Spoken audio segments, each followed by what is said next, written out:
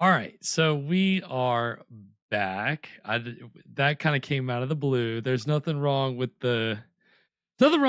Our track record's still good. The stream just dropped, and now it looks like we're dropping frames. So having trouble with my internet right as we're getting into the movie. So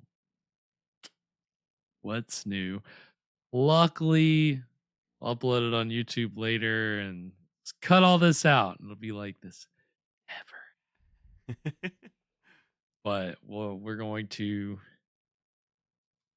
I will play with my internet and smooth itself out. We'll see. Otherwise, we're gonna get into this movie. I'm gonna have to change the source real quick, so it's gonna look like it's starting over again, but it's not starting over. I just gotta change. Wait a second, we saw this already. No.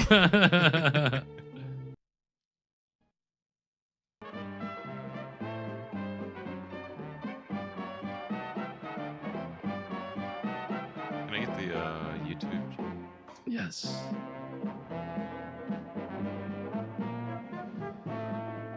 The best one. Yeah. I think I'd have to re-pull No. Free.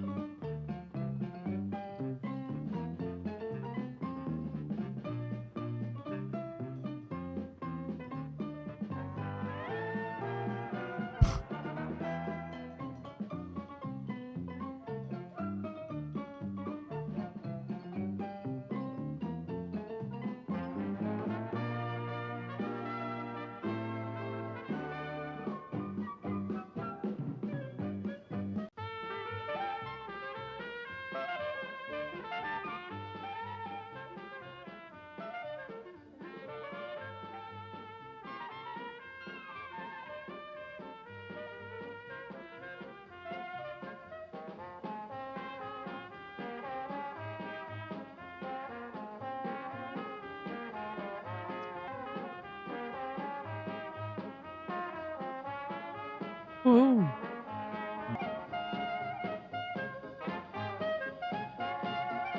Some of your ingenuity. Nice. This guy's full. Just full of them.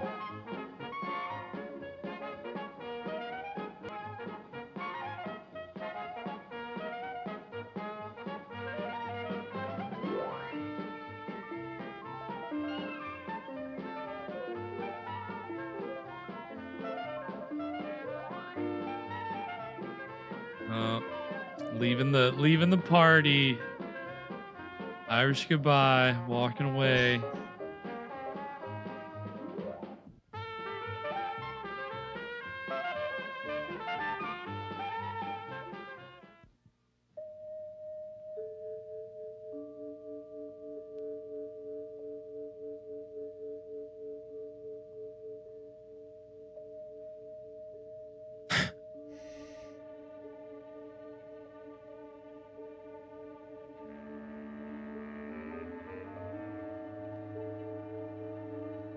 Uh-oh.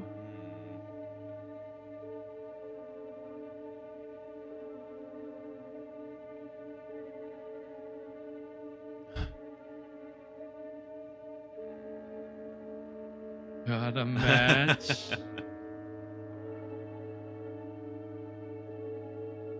Uh-oh.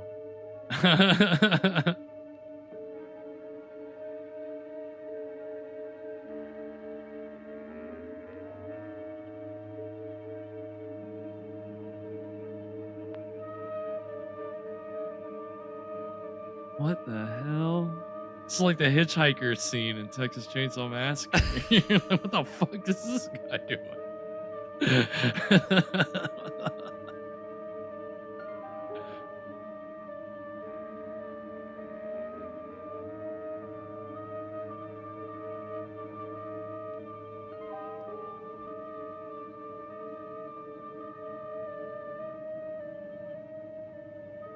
What?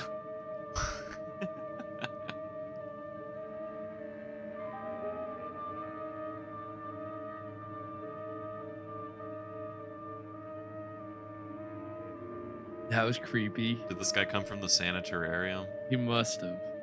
He looked like a turtle.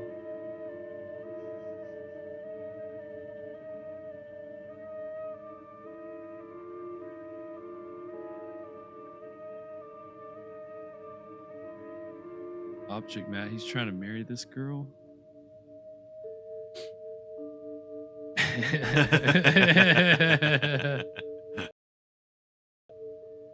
Special effects.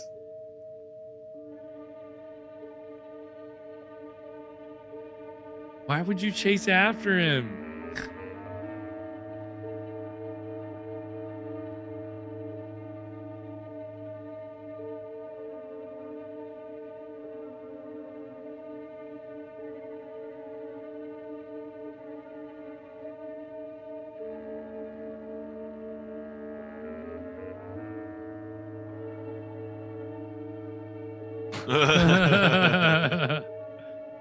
Now, this guy's got a wild looking face.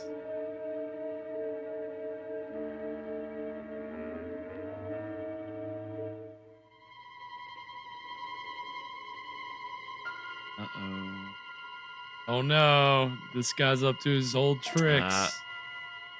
The mirror gag.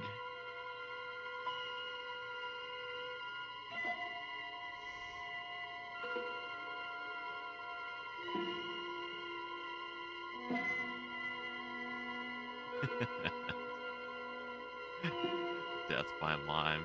Yeah, this is a pretty clownish killer.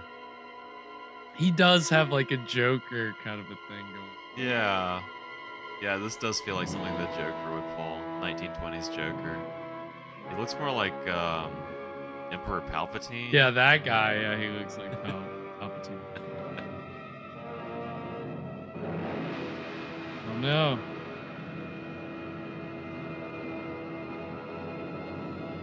Got him. Wasn't wearing a seatbelt.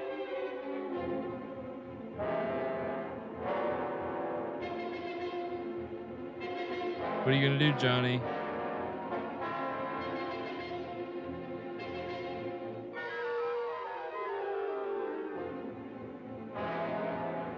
Whoa. Whoa. Okay. Nice. Whoa. Jeez, Hell he came in yeah. hot. Hell of a landing. Back in the day when couches really, you know, the cushions had that kind of oomph. Yeah, jeez, that was quite the stunt. Hell of a fall.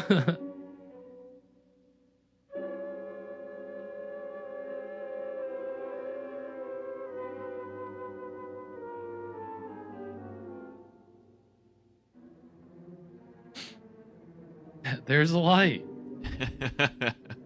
Maybe there's a telephone we can use. Seen this one before.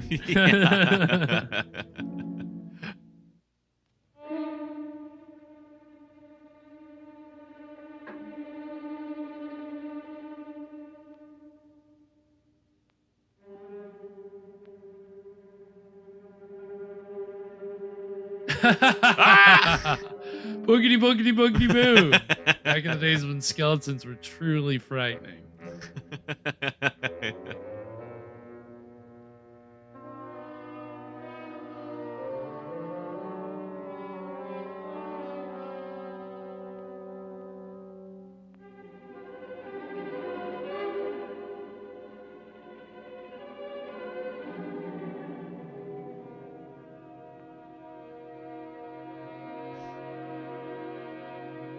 Got a case of the heebie-jeebies.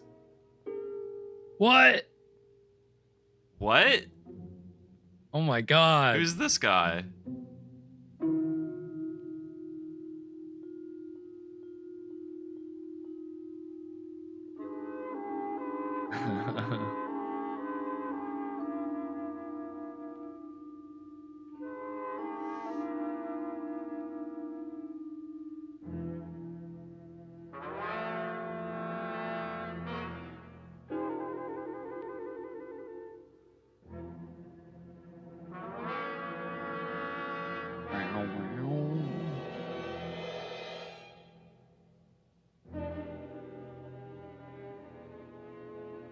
that a pirate?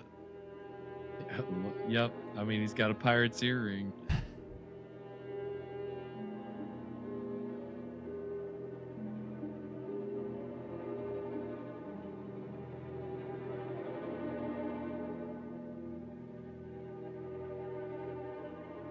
Ooh.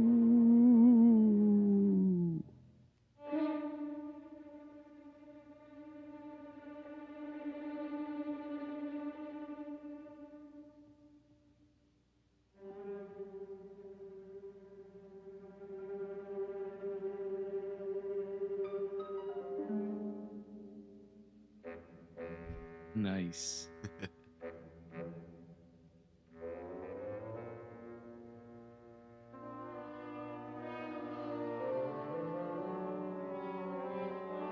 Who's behind the curtain? Well, it's the Ritz brothers. Oh no. Oh no.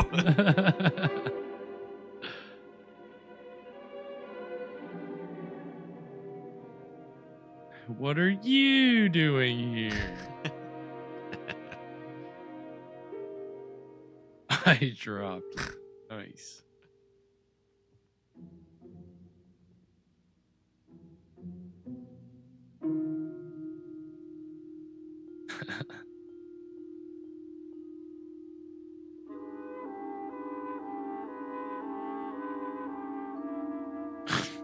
Got him.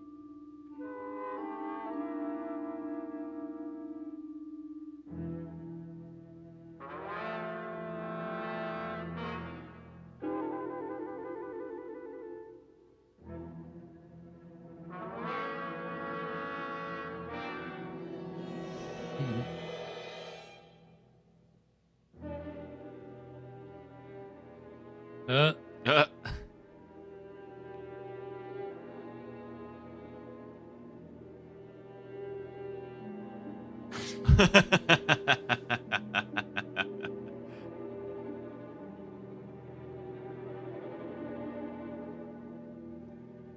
So they didn't have the painting where like the eyes come out. Oh, we've got to be getting there at some point. I really hope so. It's one of my favorite tropes of this like genre.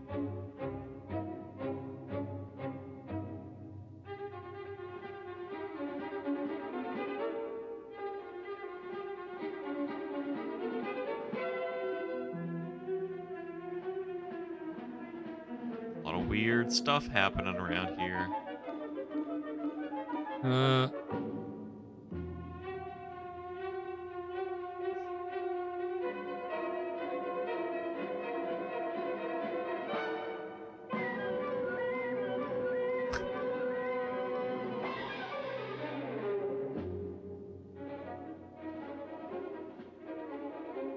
There is someone in that chair.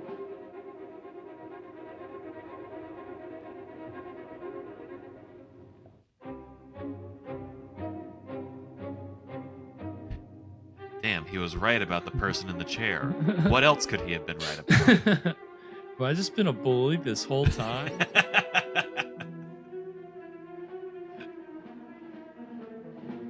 This is a case for the police.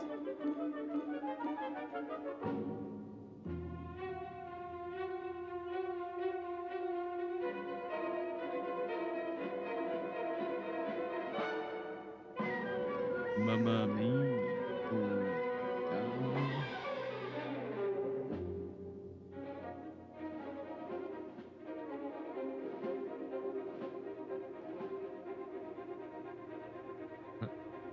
Gulp.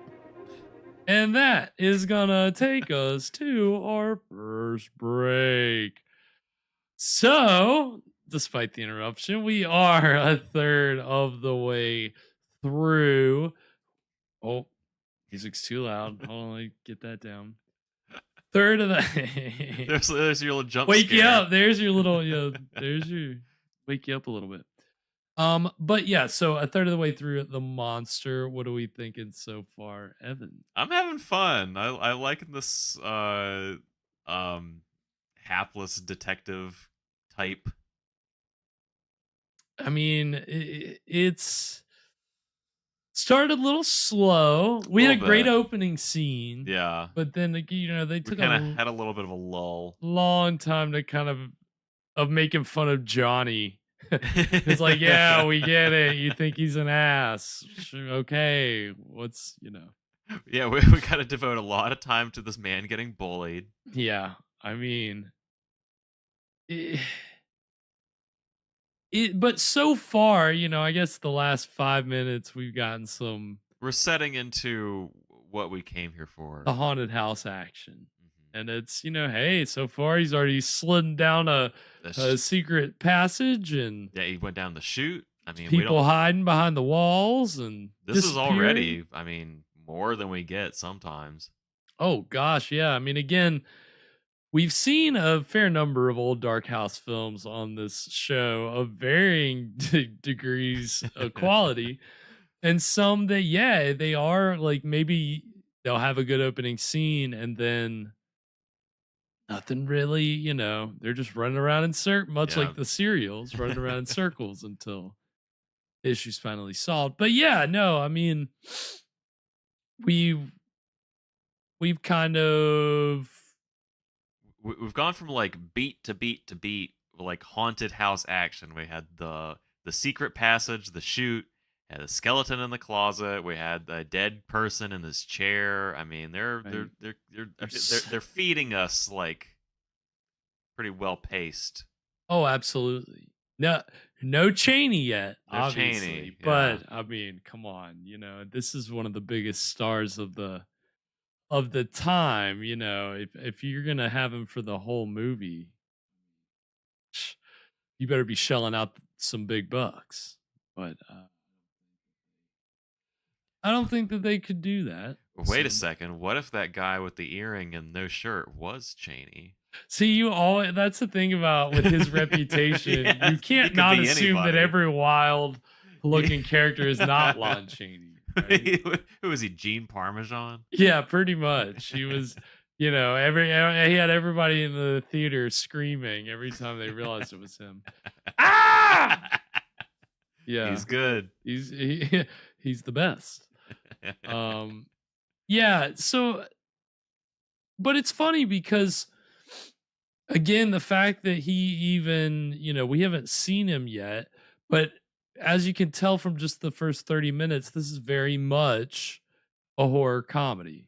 Yeah, yeah. It's And did those like was that a big genre back then? so we've kind of gone over the history of the horror comedy, specifically as it relates to old Dark House movies before, because we watched an adaptation of The Bat a Mm. long time ago. I think in like season 3, maybe. And of course, that had Vincent Price in it, and it was a 1960 adaptation of a stage play, which I believe was uh first performed in like 1922.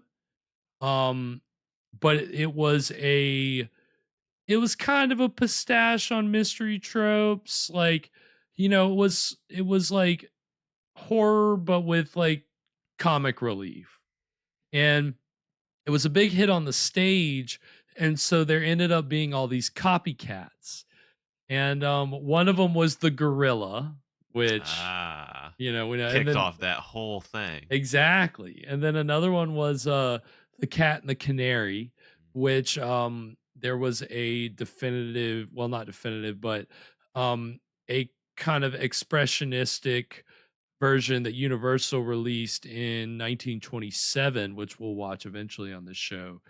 Um and even the gorilla was adapted a few times before the Ritz brothers version. Um but all those stories originated from stage plays in the early 20s.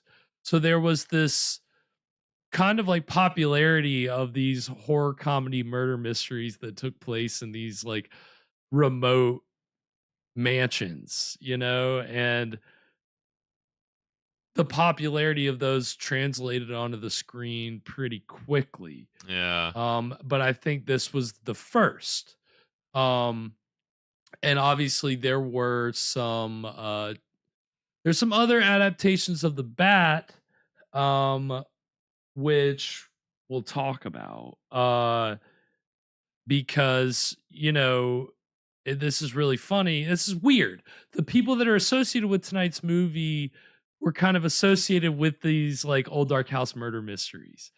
So we were talking about the 1960 version of the Bat with Vincent Price. That's the first trailer that we're gonna see. That movie was written and directed by a guy named Crane Wilbur. Crane Wilbur wrote the stage play for the monster that tonight's movie is based on. Okay. So he goes all the way back to the like early 20s, having dabbled in this he was inspired by the play The Bat to write The Monster. So then 40 years later, he's doing a film adaptation of The Bat.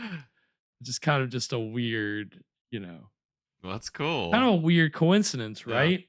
Well, the first two screen adaptations of The Bat were directed by the same guy, Roland West, who directed tonight's film.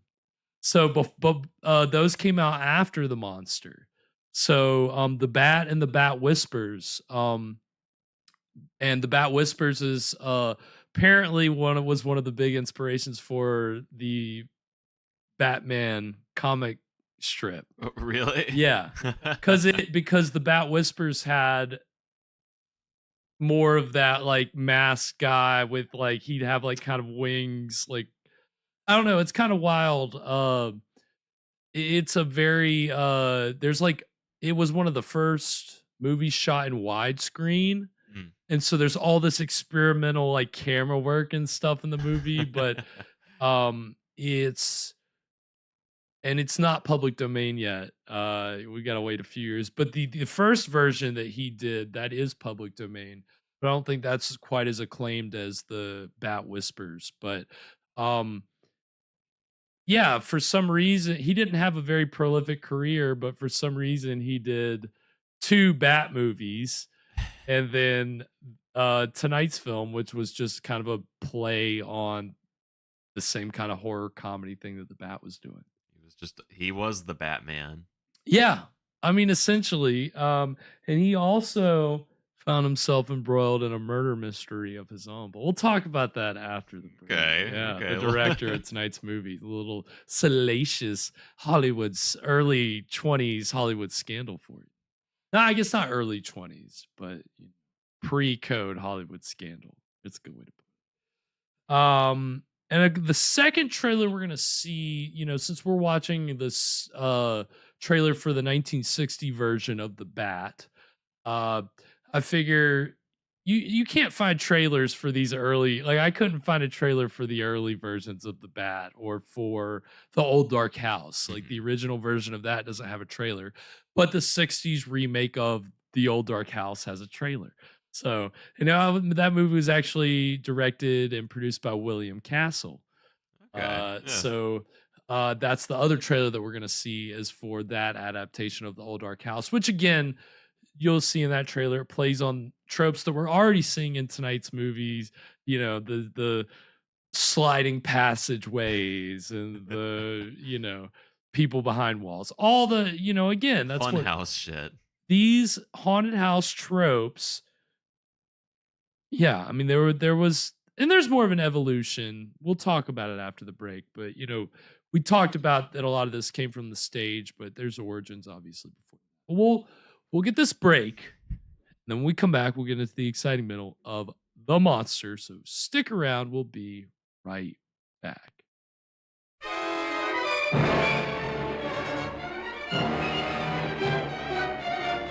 Come in. Come closer.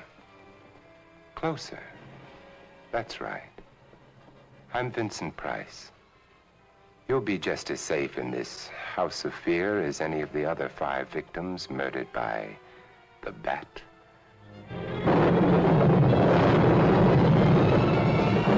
In all of the annals of mystery, there's never been a more elusive, fearsome, and cunning killer. He'll lure you through hidden passages to make you his next victim. But nobody lives forever, so why be afraid of the bat?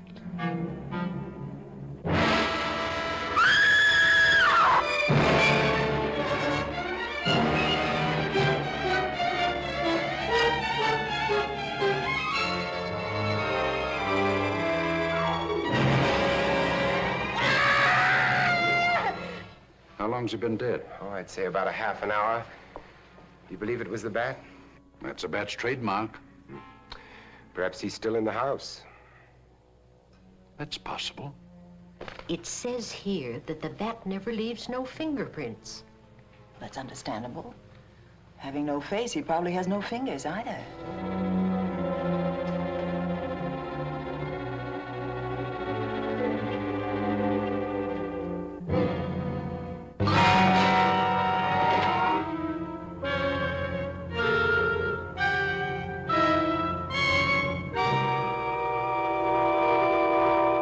The bat is waiting for you.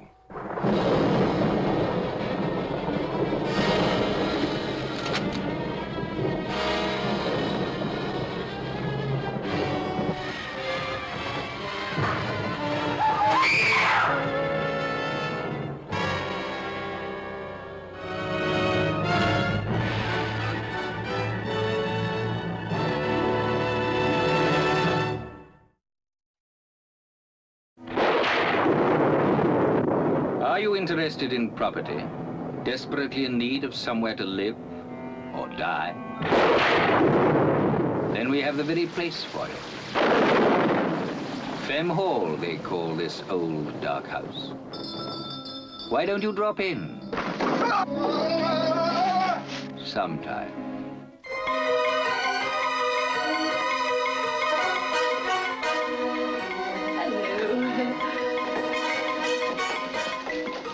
May I introduce a friend of Casper's, Mr. Pendrell?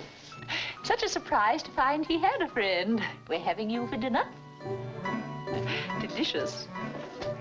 We should warn you that the Femme family have some very killing habits. But don't lose your patience, or you may lose your life. Living in the old dark house is Roderick, the eldest Femme. Then there's Cecily, the prettiest and youngest. Something terrible is happening here. You've got to leave before the others find out. The others? Who are the others?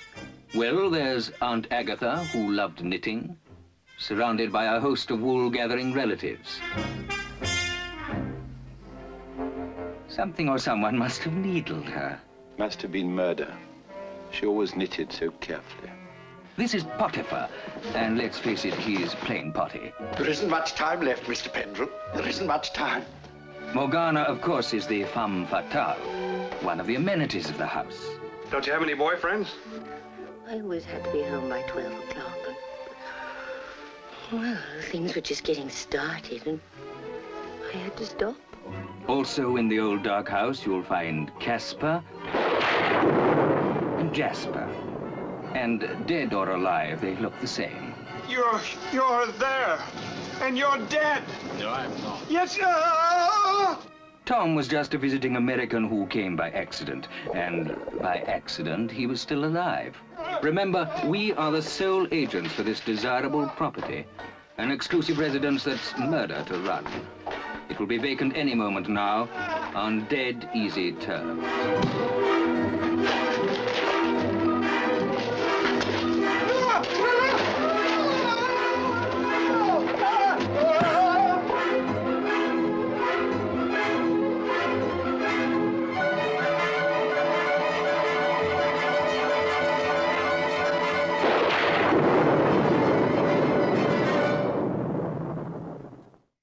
And we are back. So yeah, those trailers were kind of later examples of the old dark house movie. That genre did kind of die out. And yeah, Glassra Haunted Honeymoon with Gene Wilder is I gotta say very late stage example of this kind of a movie.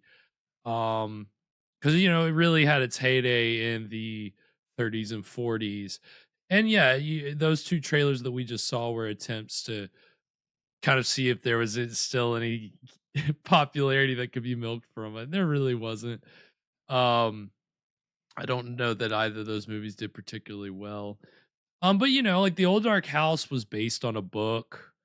Um, it's funny that even those stage plays, a lot of the like tropes come from obviously from novels, Yeah. from gothic novels, mystery novels. Always goes back to It books. always goes back. It does, right? It 100% does.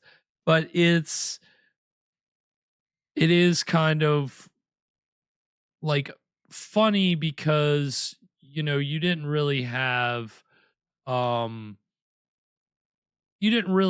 too much of a like horror movies weren't really a thing in the silent movie days. When we look at a movie like Phantom of the Opera or Hunchback of Notre Dame, those aren't necessarily even horror movies, right?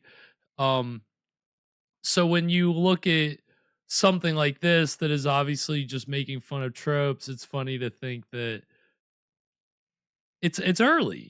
This is before horror movies really have even, Frankenstein. This is 6 years before Frankenstein, Yeah, right? and they're already And like they're already breaking out kind of, the yeah, poking fun at these things, but that just goes to show you that, because that's the controversy with this movie is, I saw some reviewers online, critics getting upset whenever people say that this is the first Mad Scientist movie or this is the first Old Dark House movie. It's like, well, people are like, well, there are other examples, and they're pointing at things that maybe are a little kind of flimsy examples. Like, I don't know if you would call Caligari a mad scientist movie. I don't know if I would call Caligari a scientist. yeah, I don't know. And I mean, obviously, the whole frame story disrupts all of it in the first place, but still, Caligari and what he does isn't really mesmerism is not science. Yeah. I don't know, maybe that's a controversial stance I'm taking, but but that was one of the examples that somebody was like, the Germans had already been making mad scientist movies for years, and Metropolis hadn't come out yet. I mean, obviously we haven't seen the mad scientist action yet, but it's coming. Okay. Never fear. We got a few good haunted house tropes there in the first few minutes, but I think it's really starting to get going here in this second bit. And just to go a little bit more in on the, I tease the director has a little bit of a murder mystery, Yeah. a murder Spill the mystery tea. director who, yeah, was embroiled in a murder mystery of his own.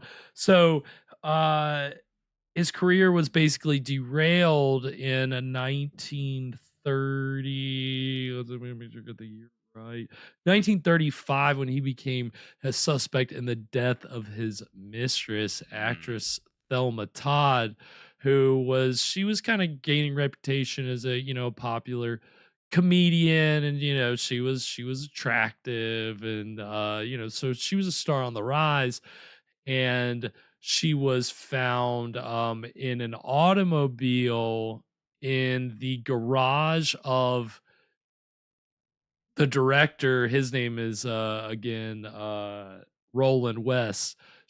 Her car was found in the garage of Roland West's estranged wife's house. Then apparently they all lived on the same like property together, but like in different houses. And so how did that car get there? So that's the thing. He was named by some people to be a suspect. And because apparently their relationship was described as volatile, and Roland West, was described as jealous and controlling and possessive. And so there was a 4-week grand jury inquiry, and they ultimately ruled her death as accidental possible suicide due to carbon monoxide poisoning. But so was she in the car, or she was in the car? Okay. and she would but there was no note, apparently no motive, no signs. Like, people had spent time with her that day. They saw no signs of her, um you know, being suicidal. Yeah. And so it was, well, there's like some conspiracies that maybe he, that they got into a fight, and then he killed her and then moved her body there. And so that derailed his career. Really he didn't direct anything after that, obviously. And that was not the only tragedy associated with his name. Oh no. So he commissioned this yacht built, and named it after the woman that he was married to, that he cheated on with this actress that eventually died. But he sold it shortly after the scandal, and the yacht later would be known as a ghost ship when it vanished with 25 people on board who were never What? found. It came up derelict, and there was nobody on board, and they don't know. Weird. Yeah, one of those crazy. It was described as like the Mary Celeste of the, Yeah. So it's which we've talked about that case before. Yeah. So that sheesh. was another interesting thing with the director there, that you're like, okay, this guy, his whole life became, murder mystery and strangeness. Yeah. So, The question is this guy a victim of Dracula? probably, The- more than likely. That's, I've been framed by a vampire. he should have gone with that argument. He won't. Well, it's a flawless argument because vampires don't show up on security footage. Touche. Yep. I mean, who knows? It is so funny the way that, you go and you do research on these like silent movie figures, and you're always, at least one person involved in the movie has like a murder or That's Hollywood, baby. some kind of deaths or disappearances associated with them. It's wild how that works. But yeah, and then it's, I don't know. It's wild stuff. Anything before we get into the exciting middle of the monster? So neither of us have seen this film, but they're already hitting on some, pretty tried and true tropes. Are there any that you hope to see coming up? Because we already said the painting. Painting's the guy a pretty with, big with one. The I think eyes. the painting with the eyes, that's kind of a no-brainer. Some kind of like awkward dinner scene. Okay, right? yeah. Like, I don't know. That's good. Maybe they'll open a closet and there'll be two skeletons. Ooh. I mean, come on, you gotta. That's twice as good. It's That's twice right. as scary. You gotta top yourself somehow, right? I think that'll do it. Well, on that note, we're gonna go ahead and get into the exciting middle of the monster right now. It could also just be one skeleton and one mirror. That's true. They have a knack for mirrors. Woo. Creepy. Very creepy. What the heck is happening?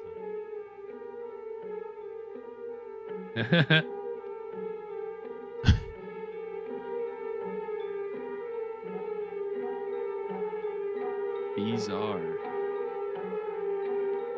So, how about we get out of here? Ah!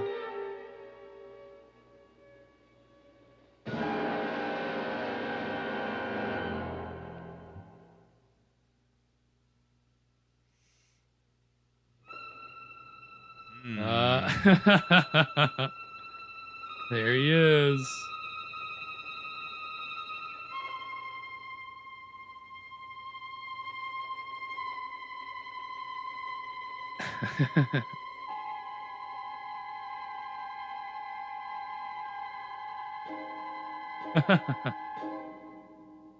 Yeah, the other guy's on vacation.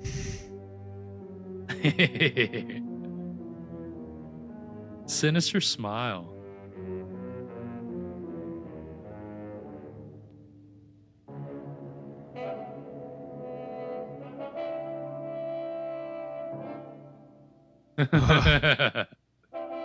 Said a bad word. We don't allow phones in this house. Hell yeah. Should have said bad guy walking down the grand staircase. Yeah. Check.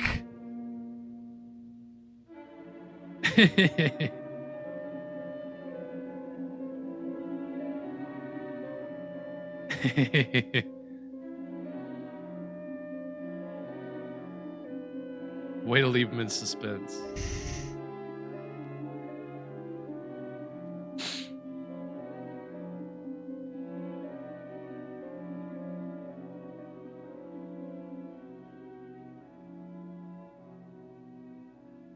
It's wild out there. Wild. Dr. Ziska just fucking hit me. He can. He can.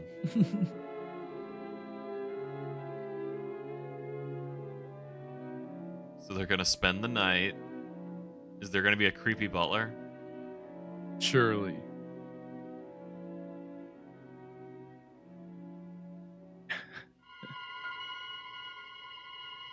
What are you gonna show him your badge?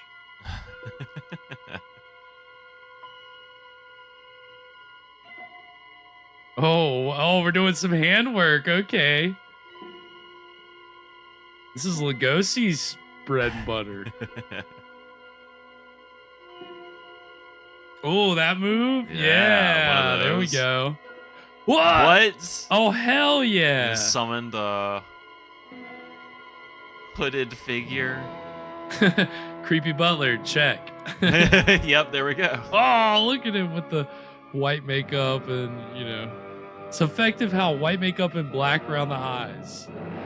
Scary looking. I keep him in a trance. Danger, danger.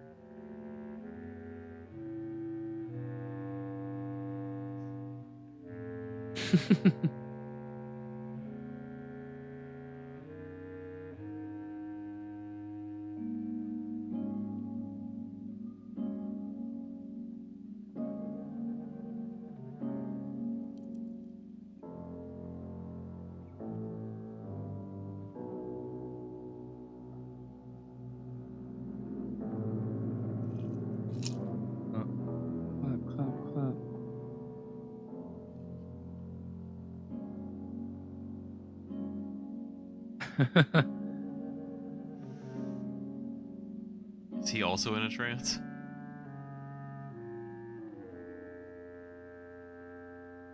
The usual.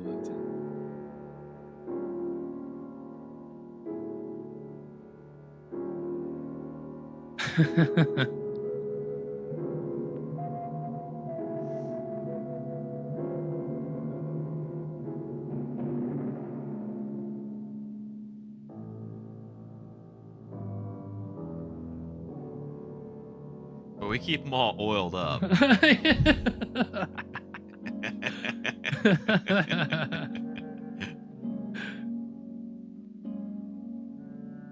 God, what a long straight staircase.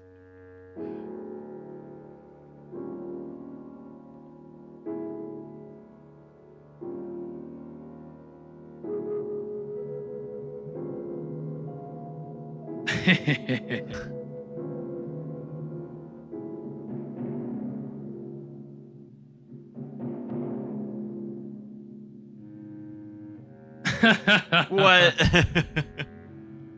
Got him. Is the door just gonna close behind him? Yeah. Yep. Slow.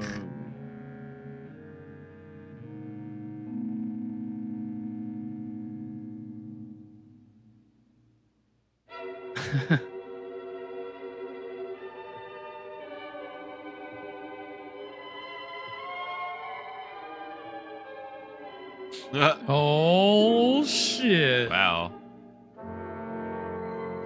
Locking this place down like the house on Haunted Hill.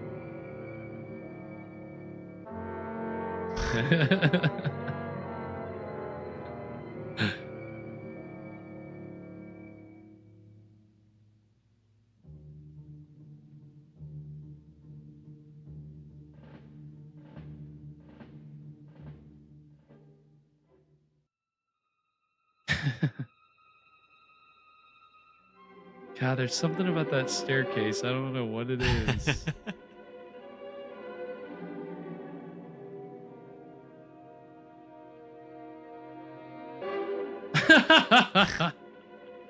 They're already like 2 yards back.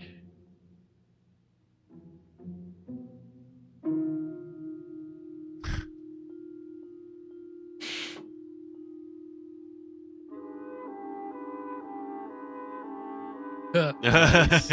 Here, shoot him.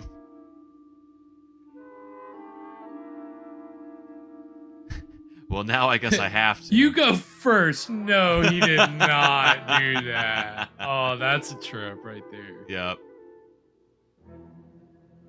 Oh, let's split up, gang. That's one we gotta be on the lookout for.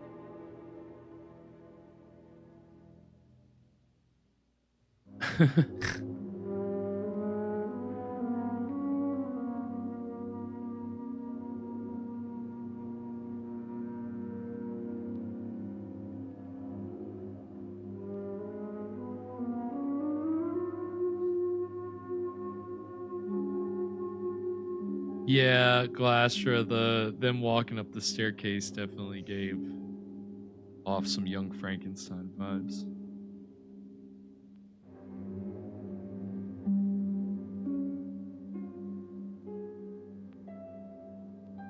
Whoa.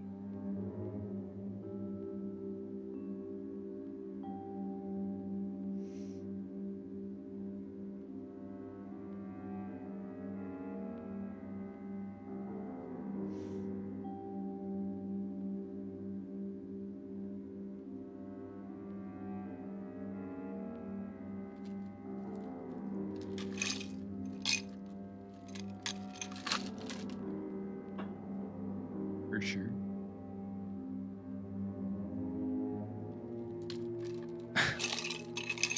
Straight down into the dark. Just where we wanted to go. Come on, guys, you gotta come check this out.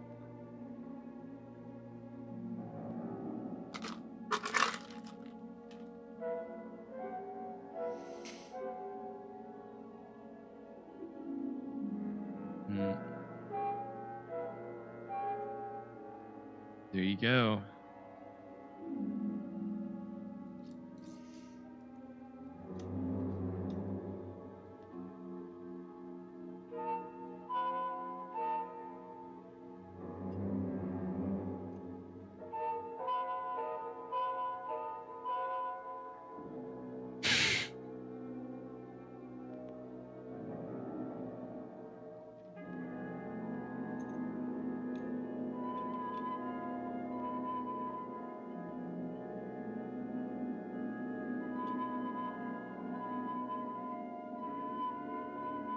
What?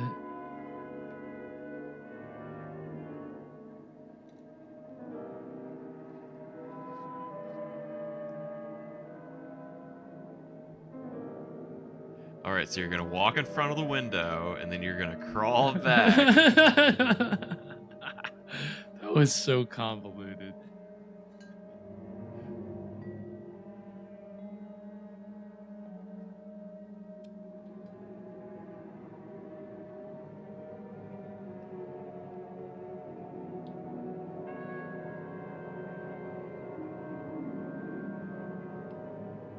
Try and bribe him to let us out. Nice.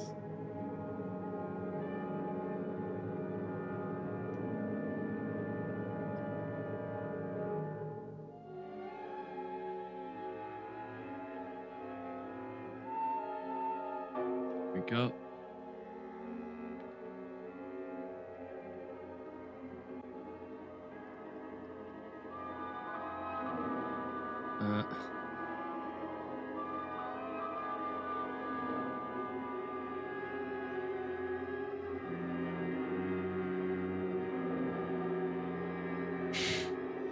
$2.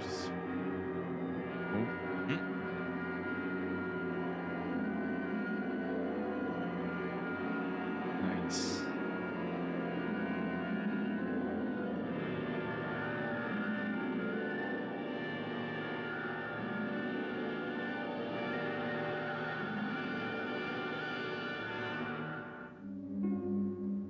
Well, better make myself a drink.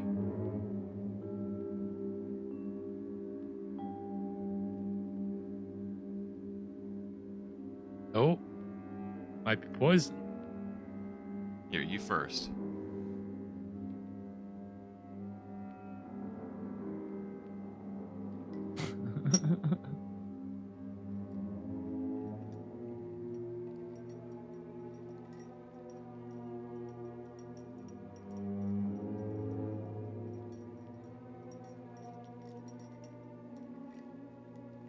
Nice.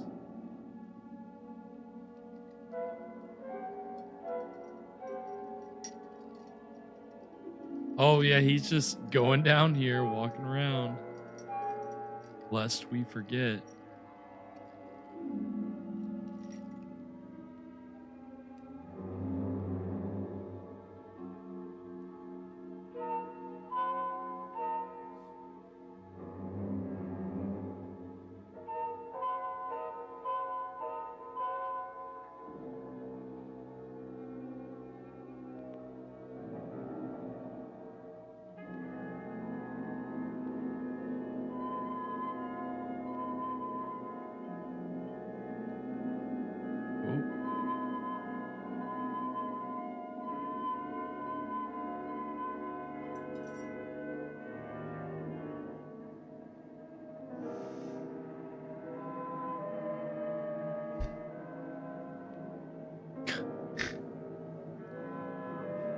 I gotta pour all of it out, or you won't believe. You gotta hope you're acting wasted enough.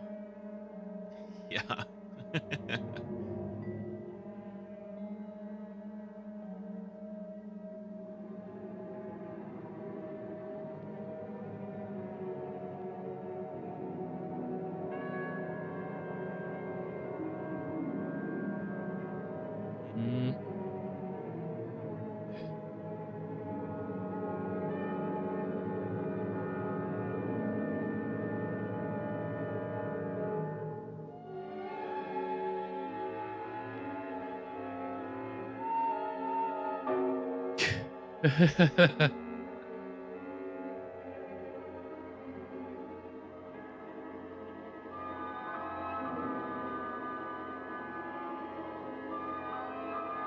Uh-oh.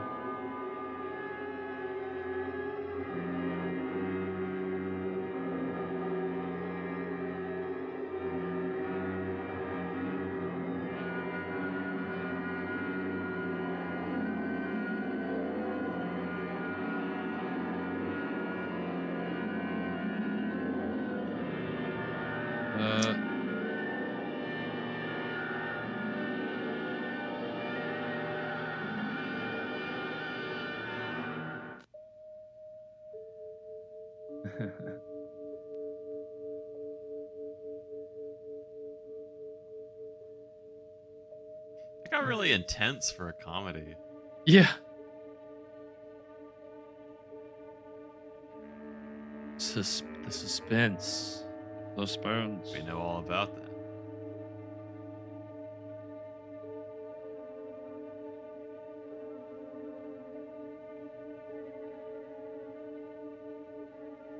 What?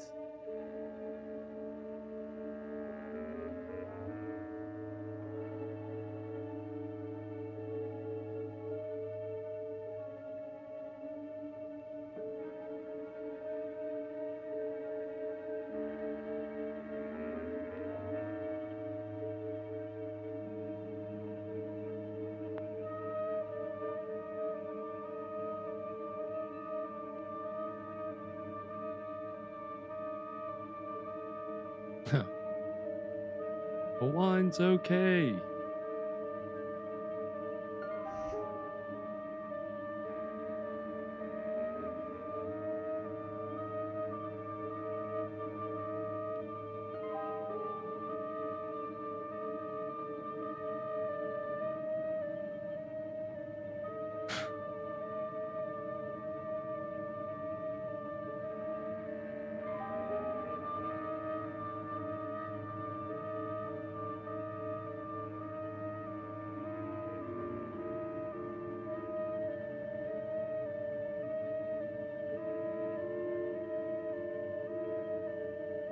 Guys, you're never gonna believe what I found. Ooh.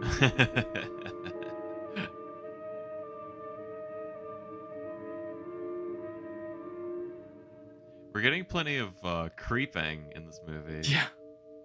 Creeping around the house. Going through passages.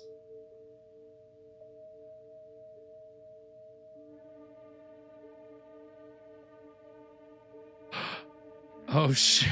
So thirsty. I've never had a drink in my life. Glug, glug, glug, glug, glug, glug, glug.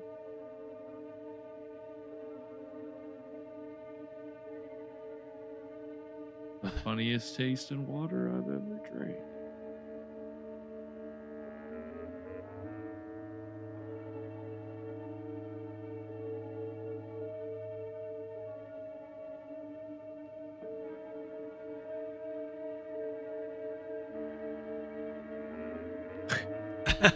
Dang, he's He about really to likes be this stuff. hammered.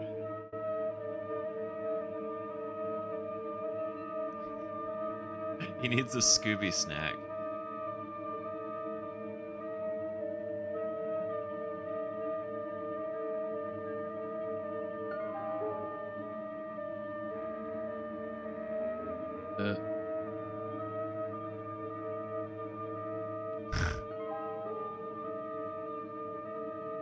Uh-oh. What is he gonna go back? I need my exploring wine.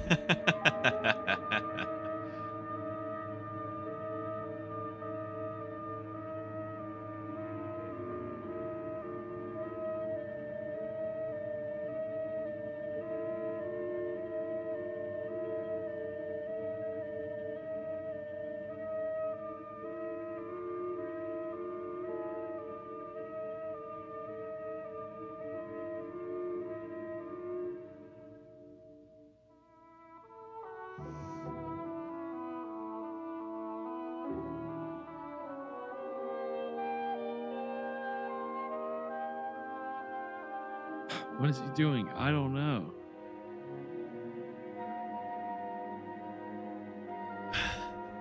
He's so sinister.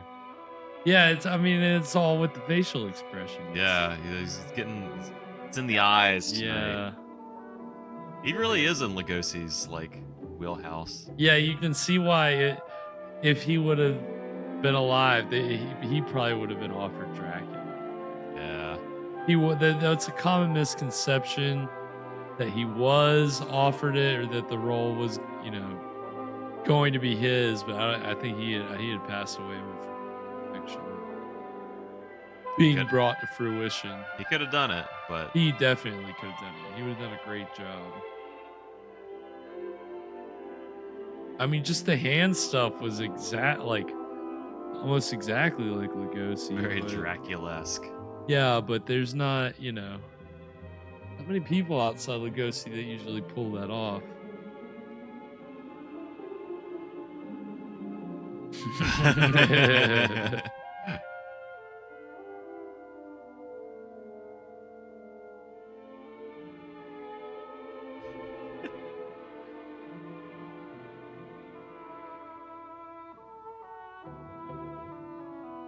So it's getting kind of smoky in there. Yeah. I think they need to hire a chimney sweep.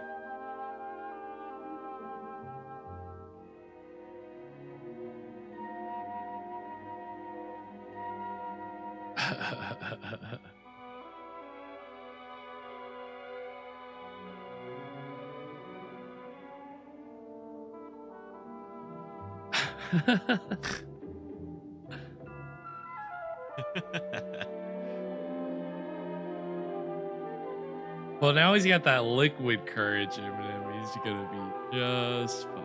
Yeah.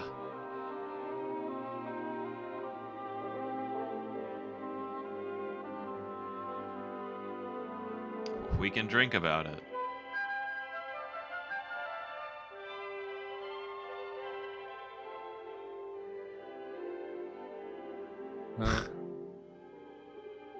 That Roman candle's gonna come back. Oh no. It's the Chekhov's gun of this movie. A Roman candle in his jacket pocket.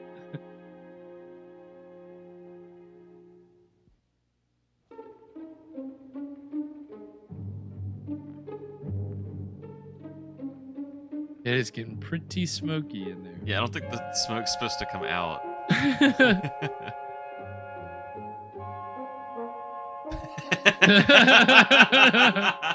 Just like a bonfire. Love a fireplace.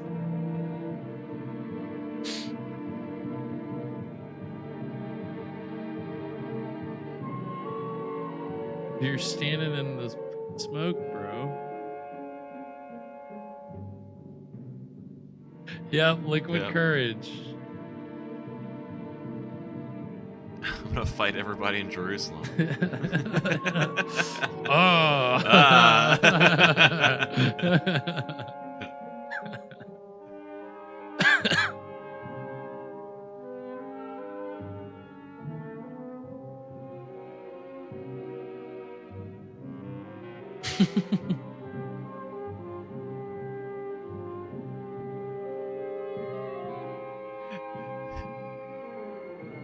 So this detective has a character arc. He's gone from being anxiously ineffective to drunkenly ineffective.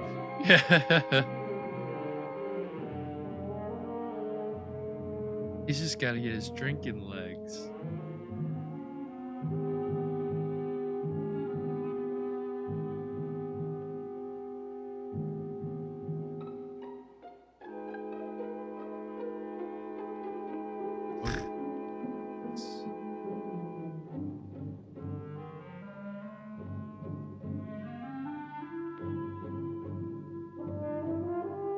The doctor's trying to kill them with carbon monoxide poisoning, just like that actress. Yeah, it's in all his movies. It's a hallmark. Oh, here we go. Here's a trope we didn't call.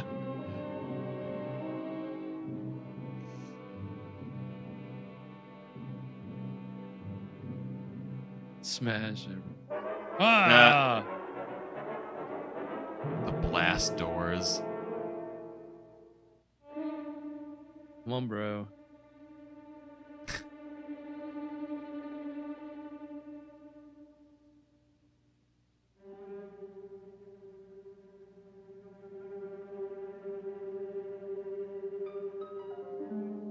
Do something quick-ish. Yeah, it's you got plenty of time. It's like Austin Powers. Stop! What is he doing? Get your head out of there.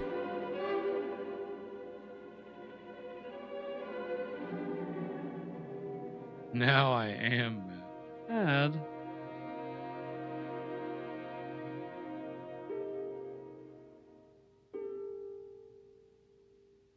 Where's So how often is this doctor like crushing people in their sleep? That's... He needs this thing.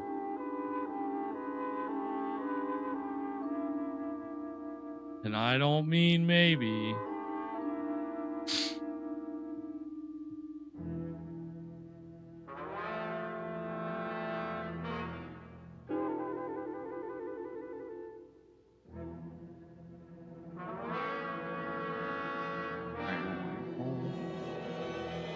Uh-oh.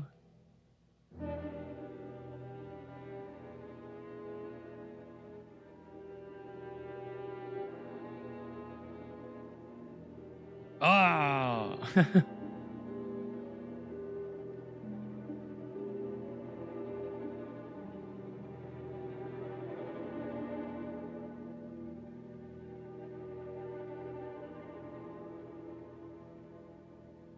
He's just carrying around that jug like a little baby.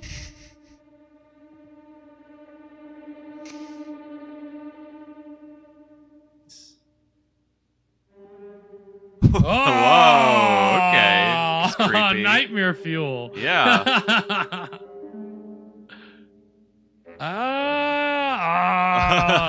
Freddy Krueger shit.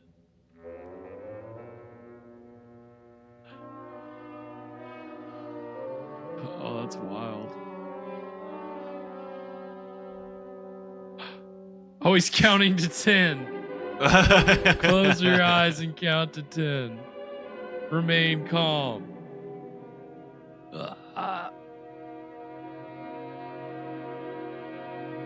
And that is gonna take us to our second break.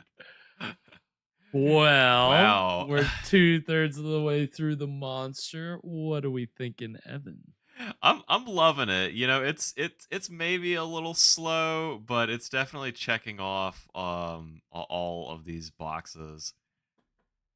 Slow is an accurate assessment. I feel like you could put this on like 1 1/4 speed. Probably, and, yeah. You know, even cut out a few minutes and have just a brisker, you know. But it's still, yeah. I mean, it's been enjoyable. It's been.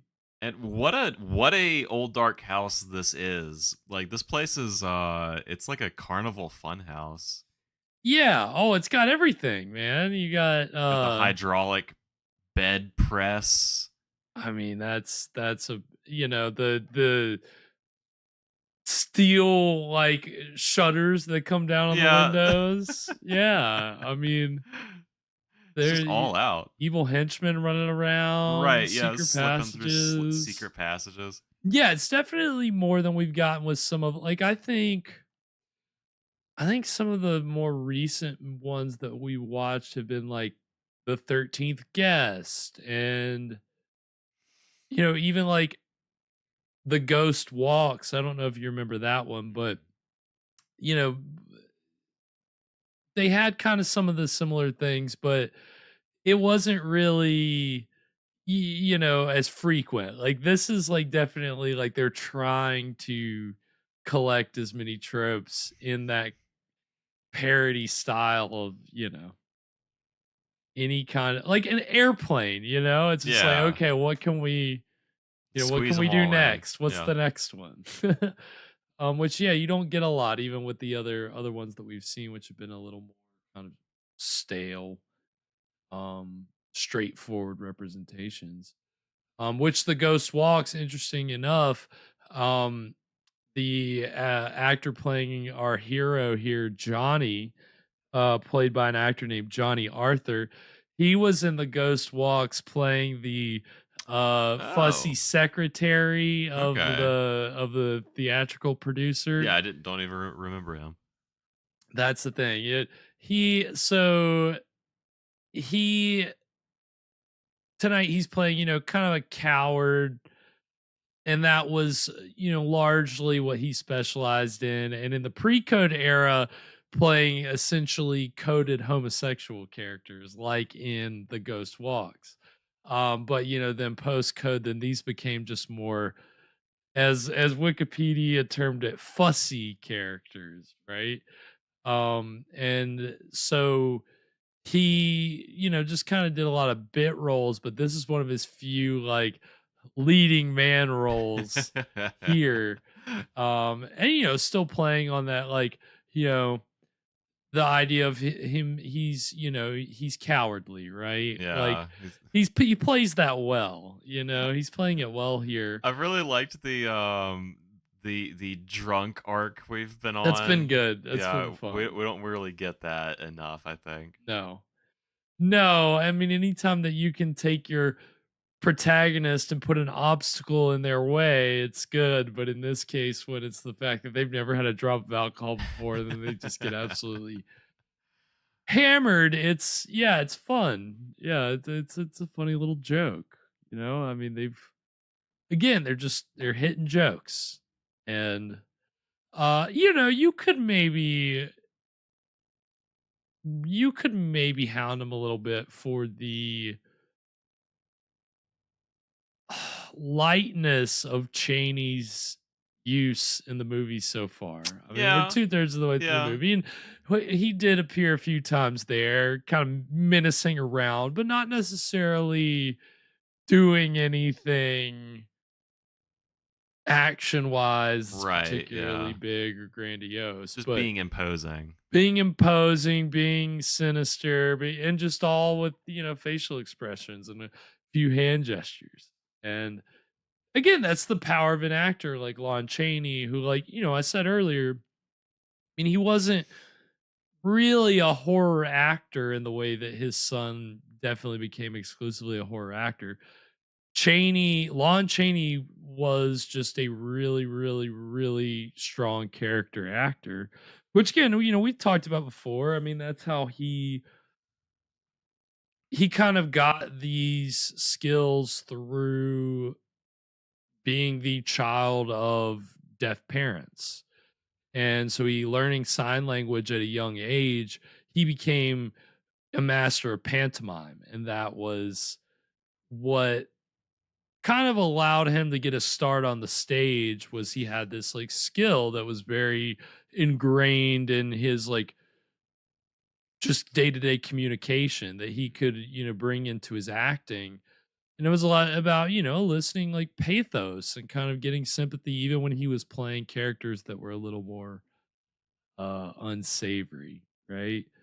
um and I mean, he, again, like, I think it was Glasser pointed out during the mini-sode earlier this week, Leonidas, as he was Right, yeah, lest we Leonidas forget. Frank Chaney from Colorado Springs, Colorado. And he started on the stage in 1902 and then got his start in the movies about 10 years later. And then about 10 years after that was when he gained the reputation of Man of a Thousand Faces. So his career kind of, it evolved from the stage to kind of just taking whatever roles he could on the screen initially to eventually gaining the reputation of being one of the premier character actors of the silent movie era. And obviously it was because he had, the skill of pantomime, but also the skill of makeup, because studios didn't have like makeup departments at this time. So having started on the stage, that's where he gained the skill of being able to quickly kind of throw together some very creative makeup. Oh, And okay, so he didn't learn that from his parents. the being able to act through the makeup was a skill he could only get through his parents, but the makeup was a skill that he obviously was passionate about. And I think, when we watched Phantom of the Opera, we probably had some quotes from him where, and I saw some again today, where he just talks about knowing where to apply the right shadows and the right shades of the right places on your face to create a certain look. He just had a very adept skill when it came to makeup, and then when it came to performance. And um obviously he was not really he was the man of a thousand faces, but he also kind of cultivated this persona as a man of mystery. Yeah, he didn't like doing publicity. He didn't really interact in the Hollywood social scene. So that kind of helped create like his star persona, make even built it up even more. As just he's kind of this legendary figure because, but I mean, he was simple. He liked to fish. He liked to go camping. He was a simple guy. Like, there's this quote from this interview in 1928. He said, "Tonight I start out for the High Sierra. No shaving, no makeup, no interviews for 4 long, lazy weeks. We take a stove along and the wife cooks the fish I catch. We sleep under the pines and I try to climb high enough to reach the snows. Camping's the biggest kick in life for me." Wow. So clearly a guy who enjoyed The outdoors. the outdoors and Simple movies life. and that Hollywood lifestyle was not like what he was about. And he did not want his son, Creighton, going into the film industry. He did not want Creighton becoming an actor. And as we all know, and classic horror fans know, as soon as, not as soon as, but shortly after Lon Chaney passed away, that's what Creighton did. And he became LCJ. And which that was also through a lot of gritted teeth, as we've talked about on the show before. He didn't want to be credited as Lon Chaney. It was something that after a few years of acting under the name Creighton, he was eventually pressured into. But it was not something Lon Chaney wanted for his son, and it was what it was. But so we're gonna get during this break some things we've shown before with Lon Chaney Sr. Of course, one is a portion from a television appearance made by LCJ, where he talks a little bit about his father's history and his skills with pantomime. That's just a portion of that. We won't not playing the whole. It's like an 8-minute segment. I think we're only playing like 2 or 3 minutes from it. And then the second is the trailer for The Man of a Thousand Faces, which again is the Lon Chaney biopic that you didn't know existed, with inexplicably James Cagney as Lon Chaney. And it's very dramatic and melodramatic and over the top. And so as you'll see, Lon Chaney, if you believe a movie full of inaccuracies, then he lived a very dramatic life. So more like a liopic. So, seriously, but we'll talk about that after the break. We're gonna get these 2 Lon Chaney related videos, and then when we come back, we'll get into the exciting conclusion of The Monster. So stick around, we'll be right back.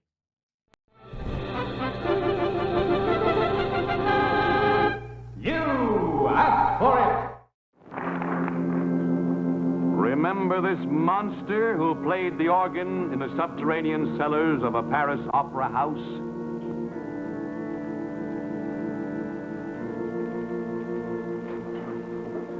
Remember this piteous hunchback, a deaf mute, who served as bell ringer of a famous cathedral? Well, my friends, these memorable characters were portrayed by the supreme artist of pantomime, the man of a thousand faces. And in a few moments, you will see on your television screen right at home for the first time this famous actor in scenes from an immortal classic, because Kenneth Waterman of Kansas City, Missouri, asked for it. He said, "Dear Baker, my twin brother Earl and I have heard that Lon Chaney was the greatest character actor of them all. Since his pictures were played before our day, we're asking for some scenes from one of his old movies so we could know more about him. Thank you, Kenneth Waterman." Well, Kenneth will do more than that for you and your twin brother. Yes, in this dressing room here is one who knows more about Lon Chaney than anyone else. In this dressing room also is a very famous actor, the same man. He, in his own right, has done some spine-tingling scenes, a star in such things as you'll remember of Mice and Men, and The Wolf Man, and many others. So in order to find out about Lon Chaney, why not talk to his son, Lon Chaney? Good evening, sir. Hi there. Glad to see you, Lon. Hello, Art. I'm glad to be with you. It's very gracious of you to answer this request, and I mean it sincerely. There'll be hundreds of thousands of people who'll want to know all the intimate details. Particularly, these are young people who've never seen your father, and they want to know how he achieved that perfection in mimicry and pantomime. Well, pantomime, to my father, was just like ABC. You see, actually, Art, my dad learned his ABCs in pantomime. Now, don't get excited. The reason for that is that he was born of deaf-mute parents. And therefore, he learned his A, B, C's. That way.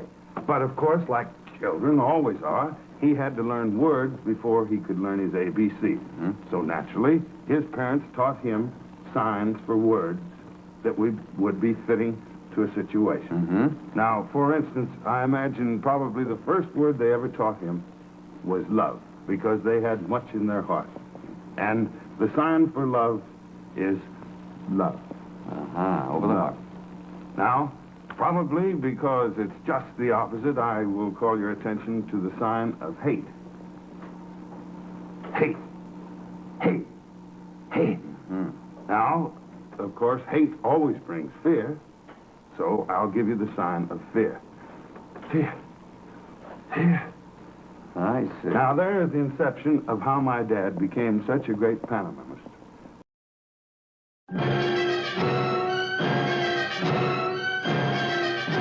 Yes, Lon Chaney was all of these. The Hunchback of Notre Dame, the Miracle Man, the Phantom of the Opera.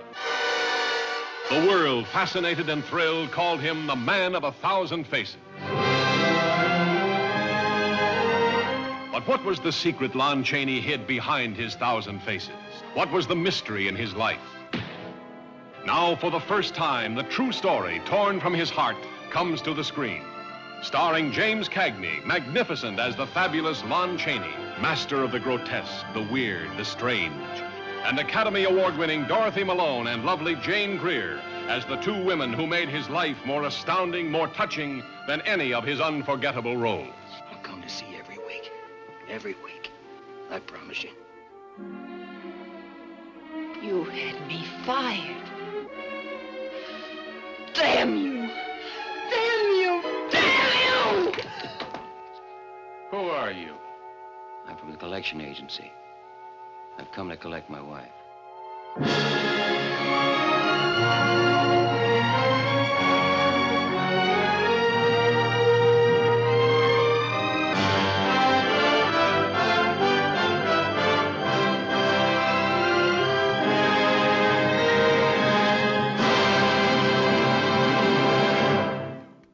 And we are back. So that was Lon Chaney Jr. talking about his father, Lon Chaney, in a clip from You Asked For It, and of course the trailer for Man of 1,000 Faces. Fear. Oh, yeah. Acting is. Yeah. No, you do. It's funny because honestly, LCJ does look like his father. He's obviously built bigger. He's a little beefier, but they have a kind of a basic same face, same facial features. So I think Lon Chaney Jr. was a little hurt that he didn't get cast to play his father or consulted in any way on the making of Man of 1,000 Faces. Again, it's funny because it's one of those. Especially for someone who's such a big name in acting. Yeah, I mean, weird. It's one of those biopics that is not well regarded.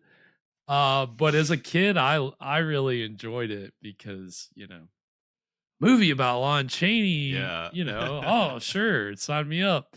But it obviously, kind of falls victim to a lot of kind of like 50s melodrama biopic kind of tropes, and it's the makeups aren't very good. There's a whole host of, and obviously there's a lot of liberties taken with the story, a lot of like things that are just not true or happen in quite a certain way. I mean, again, biopics for you. But. Yeah, it's biopics are kind of a weird genre. The way they it's not always sticking to the truth. No, it's not just the facts, ma'am. No, it's certainly not the facts, ma'am. And that biopic, definitely not. But James Cagney's a good actor, and even though he doesn't look like Lon Chaney, he's creating a character. You can believe that it's the story of this character. Just pretend it's another one of his faces. Yeah, essentially that's what you have to suspend your disbelief. If you haven't seen it and you're a fan of these actors, I definitely recommend seeing it for shits and gigs. But again, it's Lon Chaney was that legendary of an actor that he deserved his own biopic. He's still to this day. I mean, again, London After Midnight, that's one of the most sought after lost films, probably the most sought after lost film to this day, and it stars Lon Chaney. I mean, his reputation will live on because of, you know, the iconic like characters that he created, but also because, you know, there's like a myth like that. Oh, that this lost film that everybody would, you know, he could. Well, he wanted to be a man of mystery. Yep. And I mean, hey, you know, if you could find a copy of London After Midnight in somebody's attic or basement, you'll be solving the most elusive cinematic mystery of, you know, past century. I don't know. It's like the last known copy of it was like destroyed in a vault fire in like the 60s, Okay. 50s. So the pervading theory is that there's a copy of it in a private collector's hands that maybe got bought at a garage sale or something, is just sitting in a box somewhere in a garage or It sounds like the Da Vinci Code. yeah, well, a little bit, you know, you never know. Maybe there is some lost significance to London After Midnight. That's why we can't. I don't know. And yeah, Glastra, Willem Dafoe, yeah, he would be an interesting Chaney. Again, if you haven't seen Shadow of the Vampire, where Willem Dafoe plays Max Schreck as Nosferatu, and it's the have I yeah, I talked to you about that movie, right? Maybe. I'm sure we talked about when we watched Nosferatu, but it's about the making of Nosferatu, but if Max Schreck was actually a vampire, Right. then, Yeah. and We Willem Dafoe totally talked about that. Willem Dafoe is nominated for an Academy Award for that role in 2000. The movie scared the crap out of me. Dude. Should not have watched it but I'd already seen Nosferatu, and you know, was a fan of Nosferatu. He's a real vampire in this one. But yeah, but it's a funny movie. Even as a kid, I thought that it was funny, but then I couldn't go to sleep because I kept seeing that face. You know, It's too funny. I can't sleep. Yeah. So I could see Willem Dafoe could pull off you know, the gruesome makeups for sure. But I don't know. We'll see. We'll see if someone can adapt that story better one day. But yeah, I mean, we'll see. I'm hoping we really see a mad scientist it up here in the final. Yeah, third have of the movie. we seen a lab? Not yet. Not yet. So I'm hoping, because you know, his son never really played many mad scientists. It was, I can really only think of like one time, and it was in a short like segment of an anthology movie. Yeah. LCJ just usually played a monster or a victim of the mad scientist. Yeah, I mean, you know, he's a larger frame. You don't Right. usually see like, you know, he's a huge scientist. I mean, again, no, well, that's true. Well, that's why he was a controversial choice to play the son of Dracula. But you know, especially, you know, a European count, Lon Chaney Jr., a European count. Again, we were watching a little bit of that movie earlier. He kind of pulls it. They pull it off. The movie pulls it off. I don't think Chaney's bad in that role. No, he did pretty well. But yeah, I mean, again, we're talking about the guy who, you know, it really was the true embodiment of Lenny from Mice and Men, and that he played Lenny in the first movie adaptation. So that role was kind of like his breakthrough and what he was associated with, being able to play those, you know, lovable, you know, like Gentle giant lugs who, characters. yeah, like they're, you know, they're really sympathetic, and they're, you know, like kind of a victim of circumstance. And Chaney was good at that. Chaney Jr. But you know, again, he was living in a shadow, unfortunately. Could not have been easy. It's got to be hard having a famous dad, especially like an extremely famous dad. And so Lon Chaney Jr. was probably about 19 when tonight's movie was made. So, he's already pretty grown up, but I mean, it was not a business that Creighton was going into. He was like, he went to trade school to be a plumber and, did all kinds of like odd jobs. And then, when he finally did get into movies, it was stunt work and then serials and then eventually Lenny. That was the tipping big point. breakthrough. So yeah, so we're seeing the man that created the shadow tonight. We're gonna see how he can stretch those mad scientist chops. Anything before we get into the exciting conclusion of the monster, Evan? Any predictions?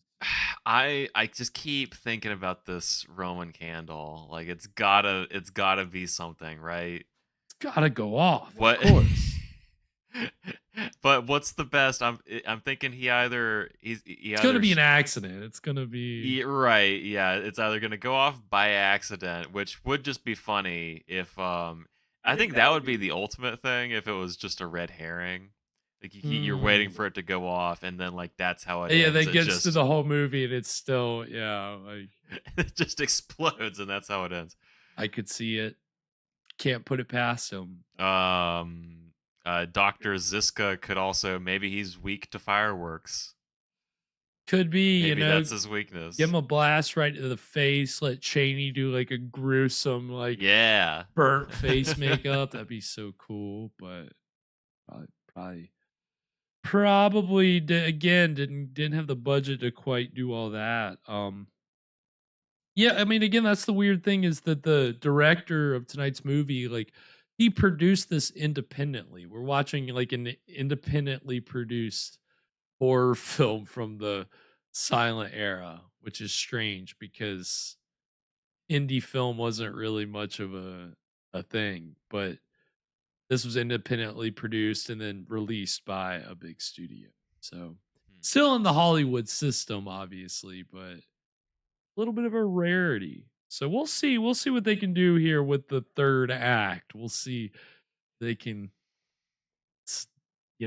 light off some fireworks. On that note, we're going to go ahead and get into the exciting conclusion of The Monster right now. Oh, this guy. I forgot about him. Yeah. What's he up to?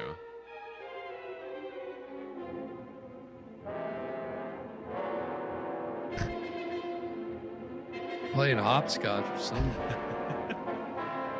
Shit.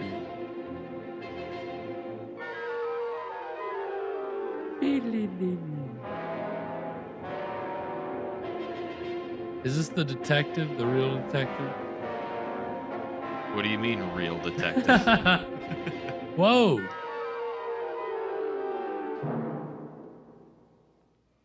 Yikes.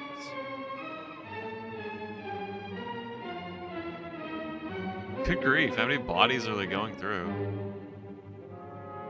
I don't know, they must be busy with a lot of experiments.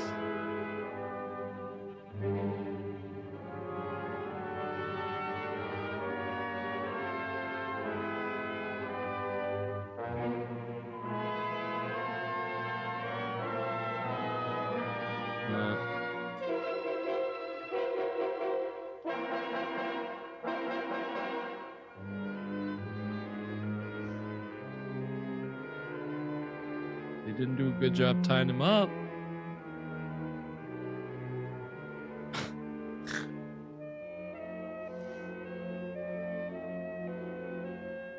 Nice.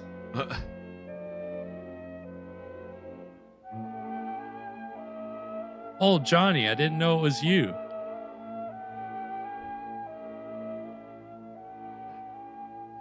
Oh, hi, my favorite detective.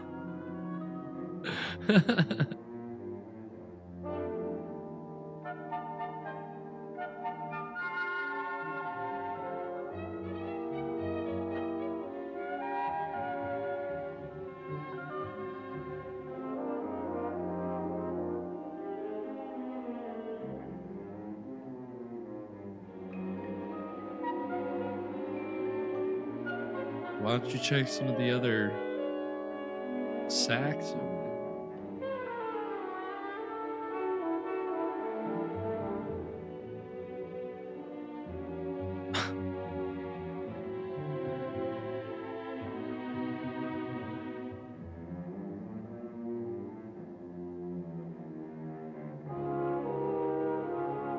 Nice. Whoa. Okay.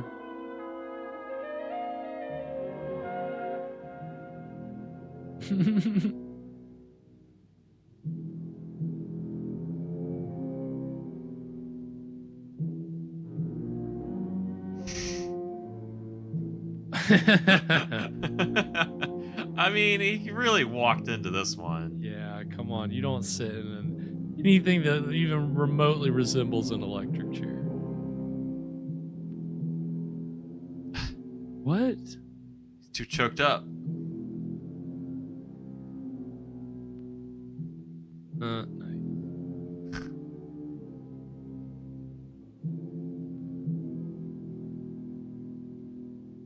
Oh, he has been. I thought he'd been chewing gum the whole time. Are you chewing gum? Spit it out, dude.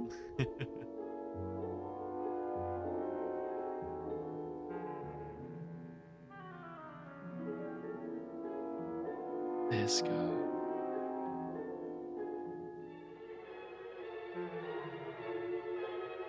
He does look Chaney-esque, but he can't. I don't know.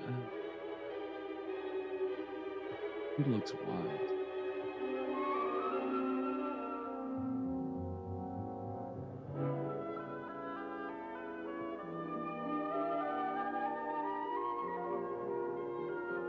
Oh.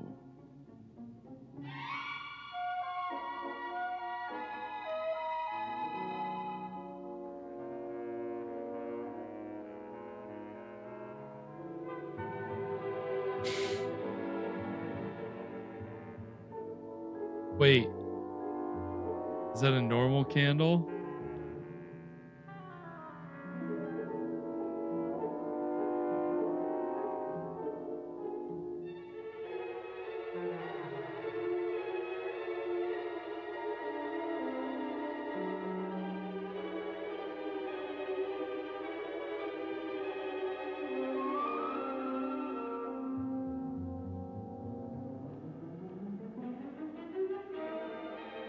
Oh God! I hate that. Yeah, I do too.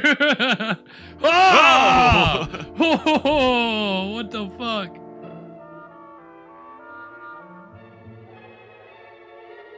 It's the scientist from the Phantom Empire. They couldn't find the radium.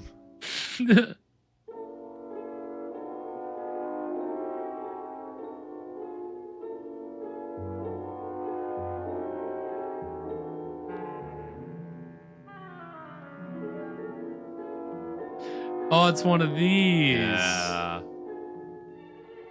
We've seen Yeah. at least one of these. Don't look in the basement. I guess that's where he is now. He looked in the basement. Yeah.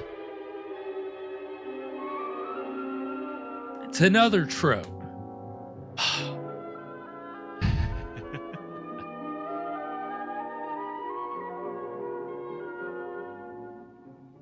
Man, this would be great on a phone, you know? Really, really fit for the portrait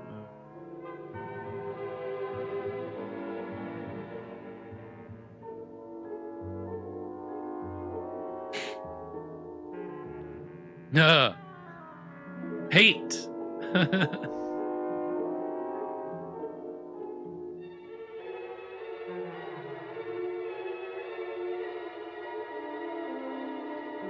So, this was a sanitarium before it became like a mad scientist playground, right?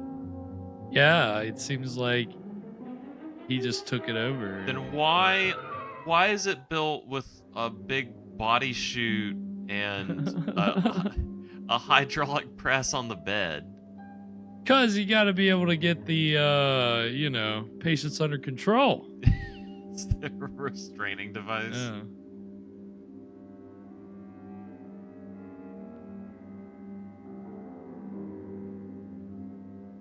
How about we have this conversation outside of the hole in the floor?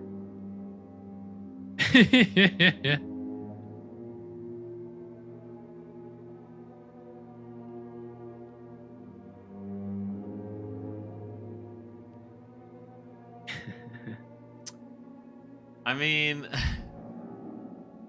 Oh, got him. Oh! They were wrestling for a while.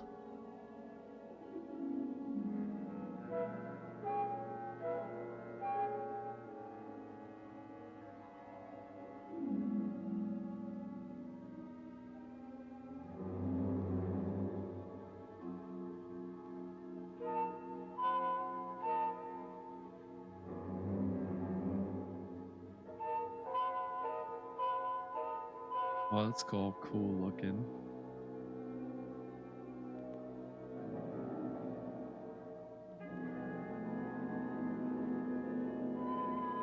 Uh-oh.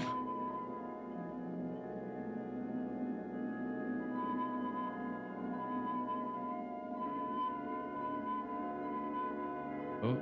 Who turned on the lights? Oh no. Those poor guys.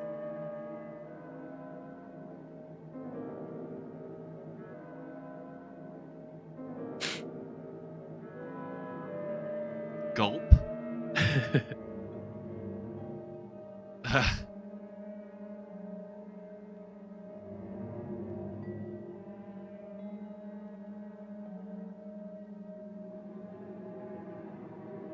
Let's see this guy's diploma.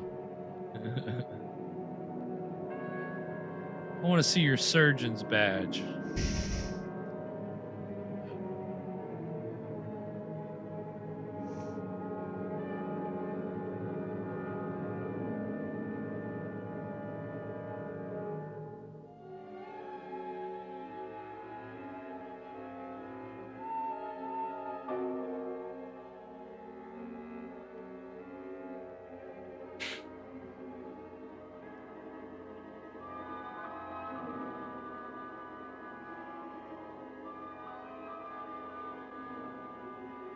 He's doing the invisible cigarette routine. What the is that?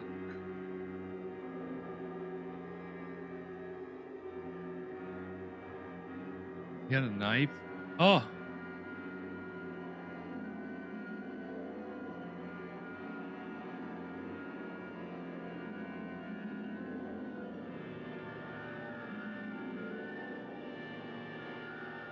Nice. Good distraction, guy. Oh, what's he gonna do? Get into the dumbwaiter? Nice.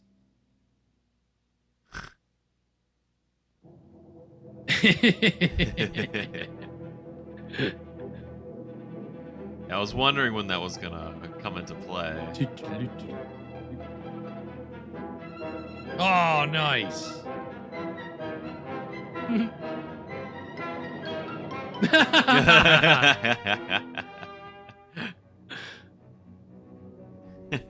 Yeah.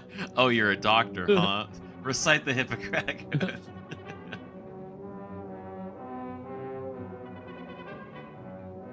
Well, what are you gonna do now, bro?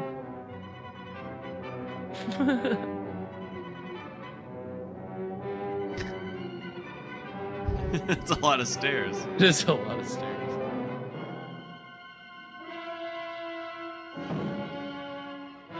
Oh my god.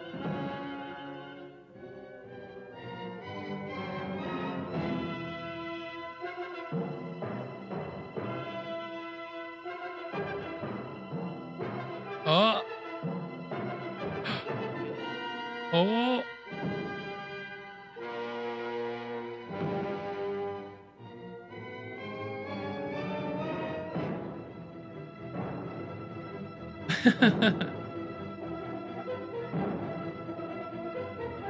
Oh my god.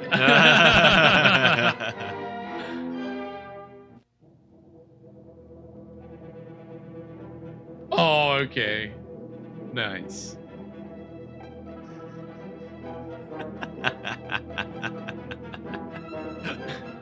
What is this, Home Alone? Yeah.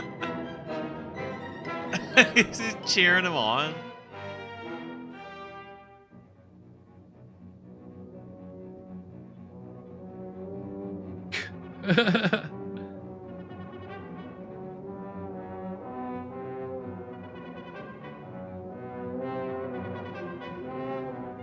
Oh my god. This is so ridiculous. I love it. He is cheering him on.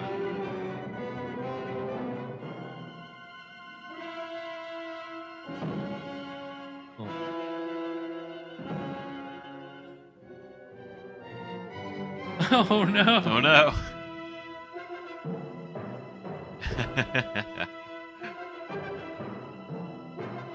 Yeah, Glasser, I believe that the Buster Keaton short came before this. A few years before this. So it's possible that they used that as inspiration.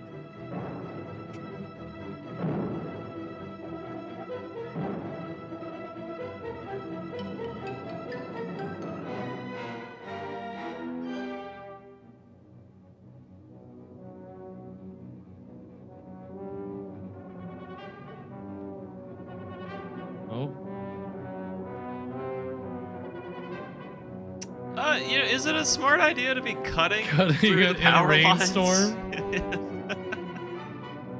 Ah, Whoa. nice. Whoa! We didn't call sliding down the banister. Yep. Whoa! Oh my Wow. god! Very Buster Keaton. Oh!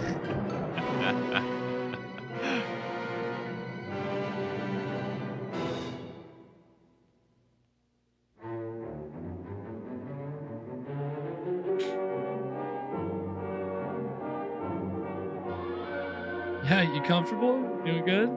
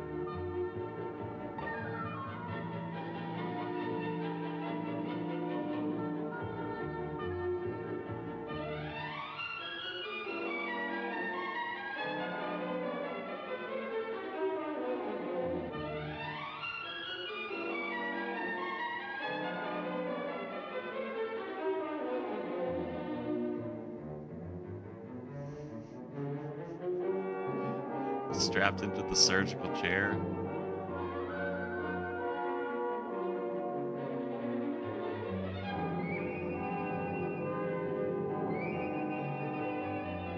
Yep, gotta pick it up over the door. The little thing at the bottom of the door. Whoa. Bride of Frankenstein. Yeah.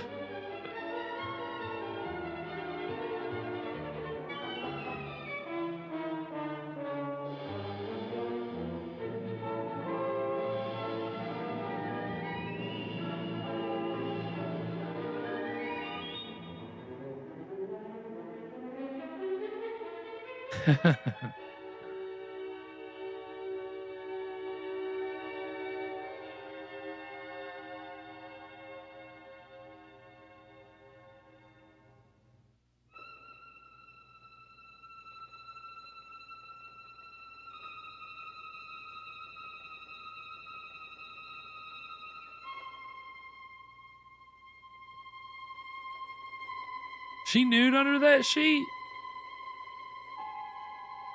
I mean, it's obviously way before the code, so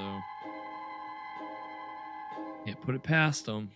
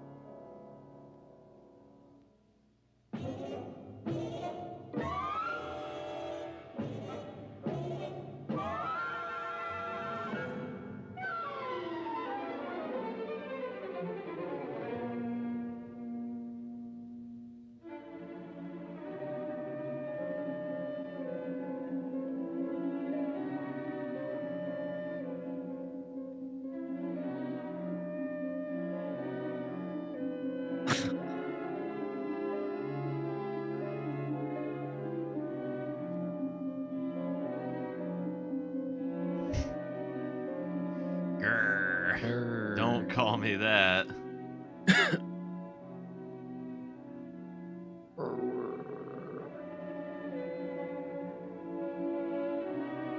Yep. Don't you dare.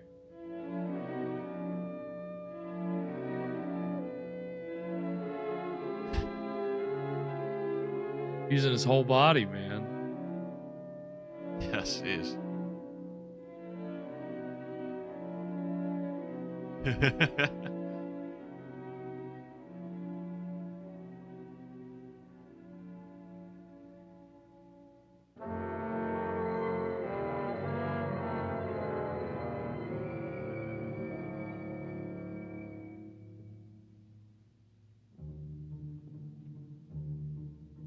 Oh no, she's got on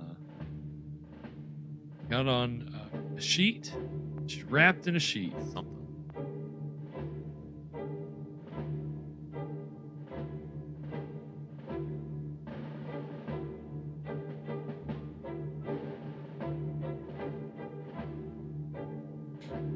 So I guess we're here in the mad scientist lab, but it's more dungeon than lab. Yeah.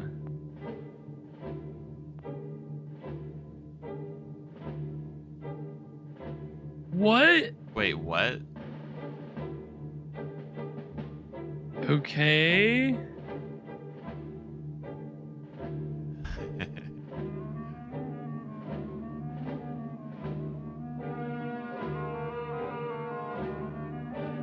Welcome, Sears. We're getting into the exciting conclusion of the monster. Yeah, they need some little tough guys to come. Dude, where's beat little up this tough doctor. Johnny? Good little Johnny.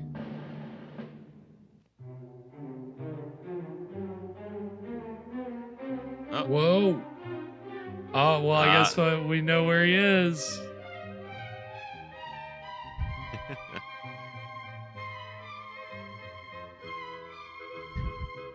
Well, you know what they say, the detective with a Roman candle is a fool every night except for one.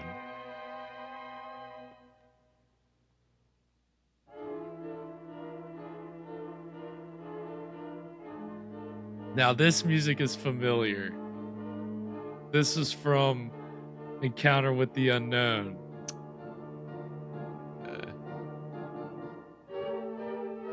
Played over like the title music. Some other parts. The graveyard stuff.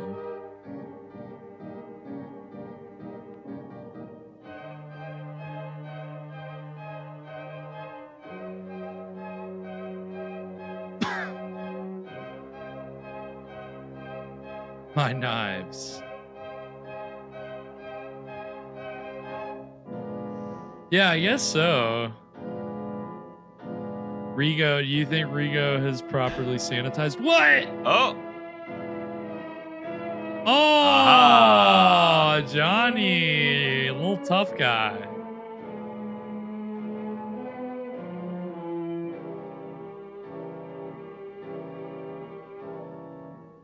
Is that Rigo? Yep. Looks like him. Tied up. Wow, Johnny to the rescue.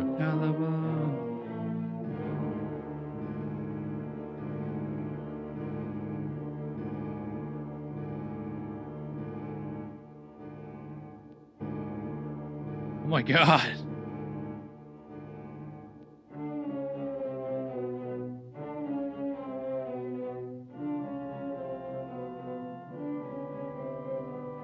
Oh my god. Yep, gotta make her decent.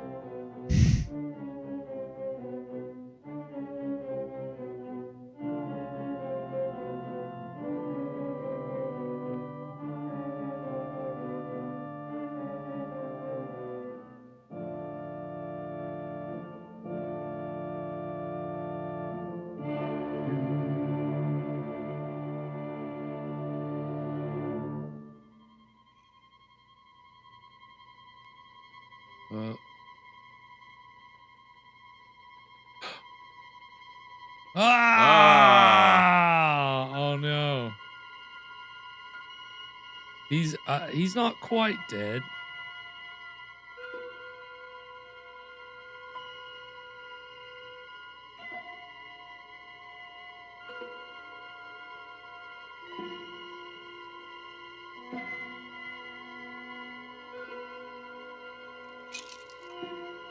He's dead.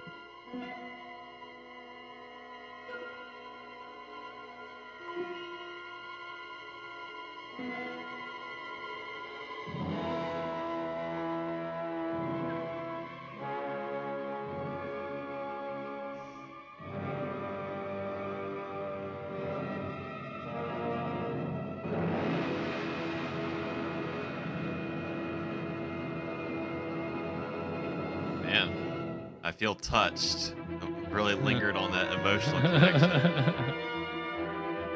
He's devastated. All right, Caliban, you're under arrest.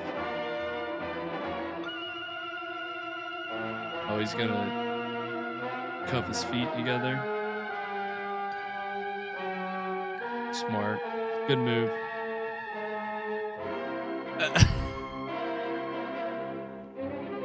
Taking advantage of him in his time of grief.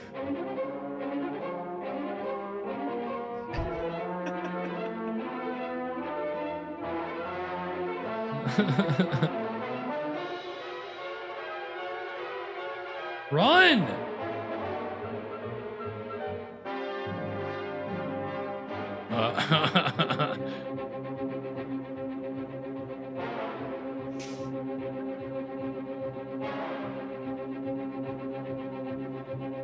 Yeah, there you go. Just take short steps. Little steps.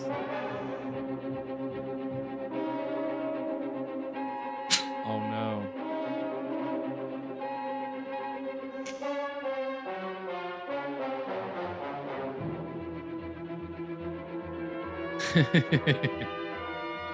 Ah!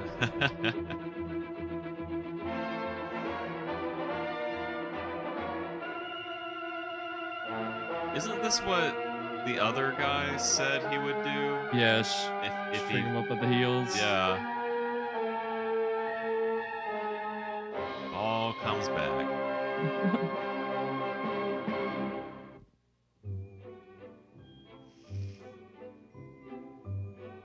Nice.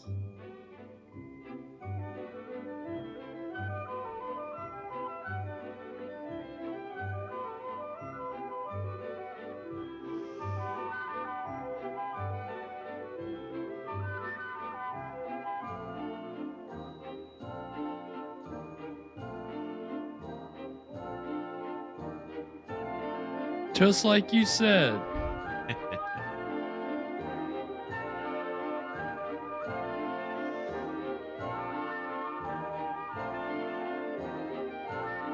Why don't you go get those guys on the floor?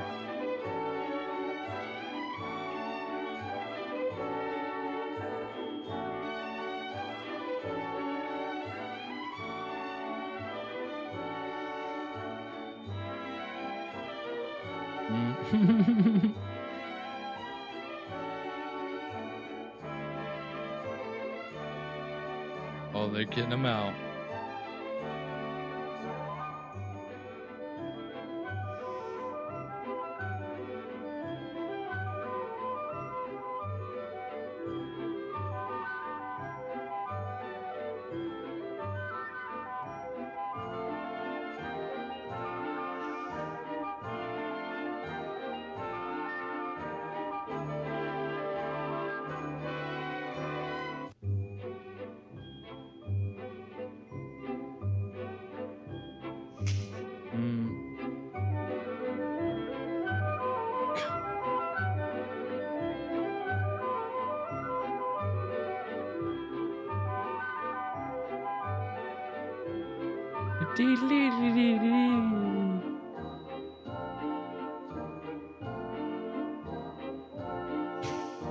Anytime you want to work for the insurance company, kid, let me know.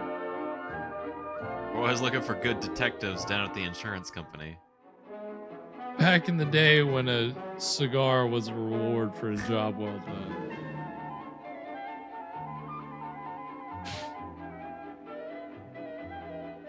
Nice.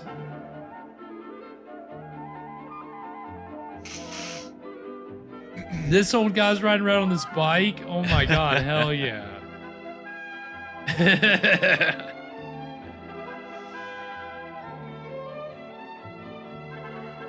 Oh, look at Johnny, cool guy Johnny.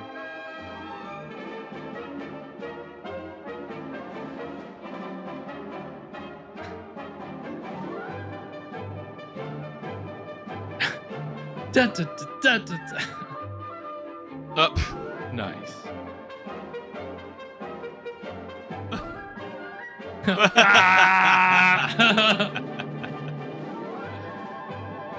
What a silent movie ending. My God. Arrgh. That was the monster. What did we think, Evan? I actually really enjoyed that. I don't think I've ever seen a silent comedy before. Oh, really? I don't think I have. And or I mean maybe other than Probably. other than uh gosh, Chaplin. Some Chaplin yeah, some stuff. Chaplin Yeah. stuff, but I wish that there were more like horror comedy silence, like other things like this that we could watch, because I thought that was Luckily, fun. you know, The Cat and the Canary will be pretty good. That'll be pretty acclaimed murder mystery old dark house movie that has a lot of German expressionist influences and definitely has like a lot of comic relief and comedic touches. So there are a few more, but this is definitely one of the first. You know, again, Glasser pointed out that there's a Buster Keaton short called The Haunted House that is similar, that came before this, a few years before this. So there's definitely other examples, but this collected a lot of tropes, and that hadn't, for old dark house horror comedies, that wasn't really a thing yet. That hadn't really been done, and then it would be done to death over the next 10 years and then, you know, fall out again. But You know, it almost felt like kind of like a modern film in some ways. The opening, the way that we had more of a resolution in this one than, Right. you know, usually in a lot of the movies we watch, it's like the ending happens hard and it just cuts and that's the end. true, there was definitely more resolution here than what you. I mean, yeah, we were much slower paced overall, but I didn't really But these really old dark mind that. house movies are kind of like that anyway. Yeah. You know, how many of these movies have we seen where they are just wasting time, people walking Creeping through around. corridors and hallways and yeah, sneaking around. So, but yeah, you're right. I mean, the pace definitely, it starts off pretty good with the opening scene. I mean, even the third act is pretty solid. The whole soul transference thing, obviously, that one probably wasn't going to go very far, but Yeah. it is funny because that is not really a trope that's been explored too often. My favorite example we talked about last week with Frankenstein created woman. That's what that whole movie is essentially about. Is it's the one time that Dr. Frankenstein is like, instead of worrying about brains, let me try transferring souls. And you know, of course, to, you know, homicidal consequences. Obviously, it wouldn't be a Frankenstein movie if Yeah. the monster didn't maniacally start killing a bunch of people. So but yeah, I mean, it's funny that these you know, there's some interesting ideas put forth here that aren't explored too far, you know. I mean, again, I'd say that Lon Chaney's character is a little under used. Yeah, a little underutilized. A little. You know, he does some interesting things there in the third act. I would like more close-ups, you know? Come on. Yeah. Let's go crazy with it. We got Lon Chaney. Let's Because I mean, yeah, he was killing it. Every scene he was in, he was super menacing. I like the way that they like killed him in the end. That was I was wondering if they killed him or not. I was kind of waiting for them to like parade all the criminals out and for him to maybe still be alive. But yeah, no, the way they killed him, they showed him his death in silhouette. Uh, that's always a fun little effect. It reminded me of the Black Cat with Karloff and Lugosi. Whenever Lugosi skins Karloff alive, and it's like in silhouette, and you know, gruesome death in silhouette. It's effective. Let it be known. But yeah, I mean, I'd say a pretty enjoyable silent movie. Again, like you said, modern in a sense that, it wasn't a period piece, right? yeah. Um, so yeah, I mean, it just it was engaging in a way that some of the other silent movies that we've seen have as engaging. Yeah, I mean, I'd say it kept my attention pretty well. I mean, you sometimes with these silent movies can get a little sleepy, but Yeah, it between all didn't. the set pieces, like the stunts and stuff in this movie, Stunts were good. Some again the bit with the hands coming up out of the bed. That yeah, was really that that was a that great was good. effect. That was a lot of so they had some really cool shots and again that's the funny thing if if we eventually if we watch The Bat Whispers which was by the same director, the stuff that's done with the camera is absolutely insane and it's hard to believe in the 1930 that they're going that wild, but I saw some flourishes here that I'm sure came from the director. So, yeah, it's a good way to get our silent movie box checked off for Yeah, the while we're season. checking off boxes. It was nice and spooky. So, gotta appreciate that. So, of course, next Friday we're gonna be celebrating. Our season premiere. We celebrated a special day, Frankenstein Day. Well, what next Friday is Friday the 13th. Ooh. Ooh. So the plan as of now, it may change, but plan as of now is to bring you a Chamber of Horrors show, a good old fashioned spook show, which we've tried our hand out at the past, so we're gonna bring this tradition back around again for Friday the 13th. And so it's gonna be a little, you want to see some monsters live. We're gonna be bringing to you live in your home. So if you're ready for a fun kind of interactive experience, we're gonna bring you a live monster show on Friday the 13th. And of course, we're gonna be pairing that with a film. And it's gonna be a little shorter, so we might kind of have a varied program, but the plan is to pair our Chamber of Horrors show with Monsters Crash the Pajama Party, which is a ridiculous film that was made especially for a monster show. So it's kind of a good historical pairing. Again, we're bringing you our approximation of a classic monster show. So we'll be bringing you again some maybe some supernatural experiences, maybe some truly frightening experiences in the dark, all kinds of good stuff. So very excited for that. And of course on Wednesday we will be getting into the second episode of Suspense, which had a pretty strong Boris Karloff episode to kick it off.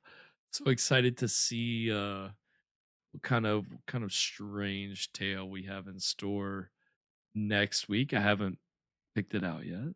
I'll leave you in suspense on that one. And of course we'll be uploading stuff to the YouTube page. I gotta get our spine tingling tales going. Still dragging my feet on that, but again, backlog. We're backlogging it. Evan's backlogging it. I gotta catch up, but we will have those up for you shortly.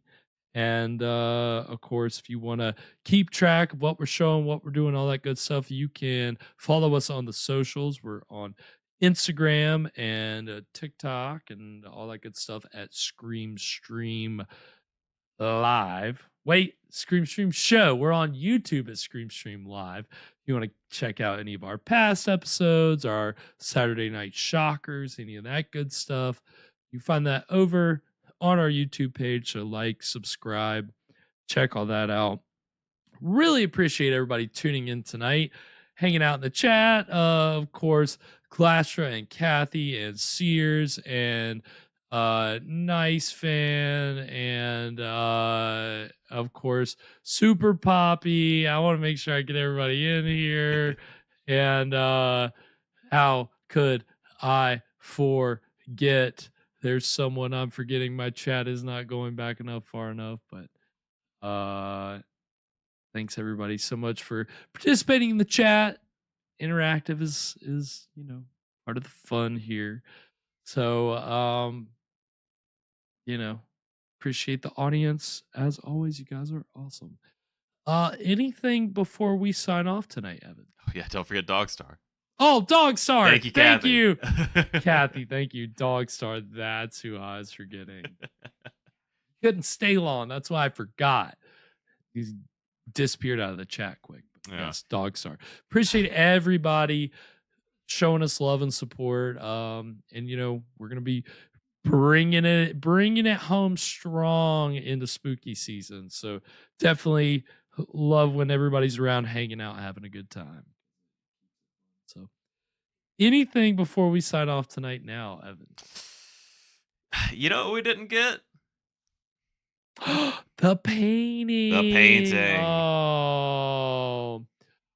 Oh, that's true. They did really That's let the us one down trope on they that trope. missed. The one trope. You had one job. They could have put Lon Chaney behind a painting. In his eyes, you would have known it was Lon Chaney. It would have been. It's a real missed opportunity. Tisk tisk. Until next time, sweet screams, everybody. And to all, a good fright.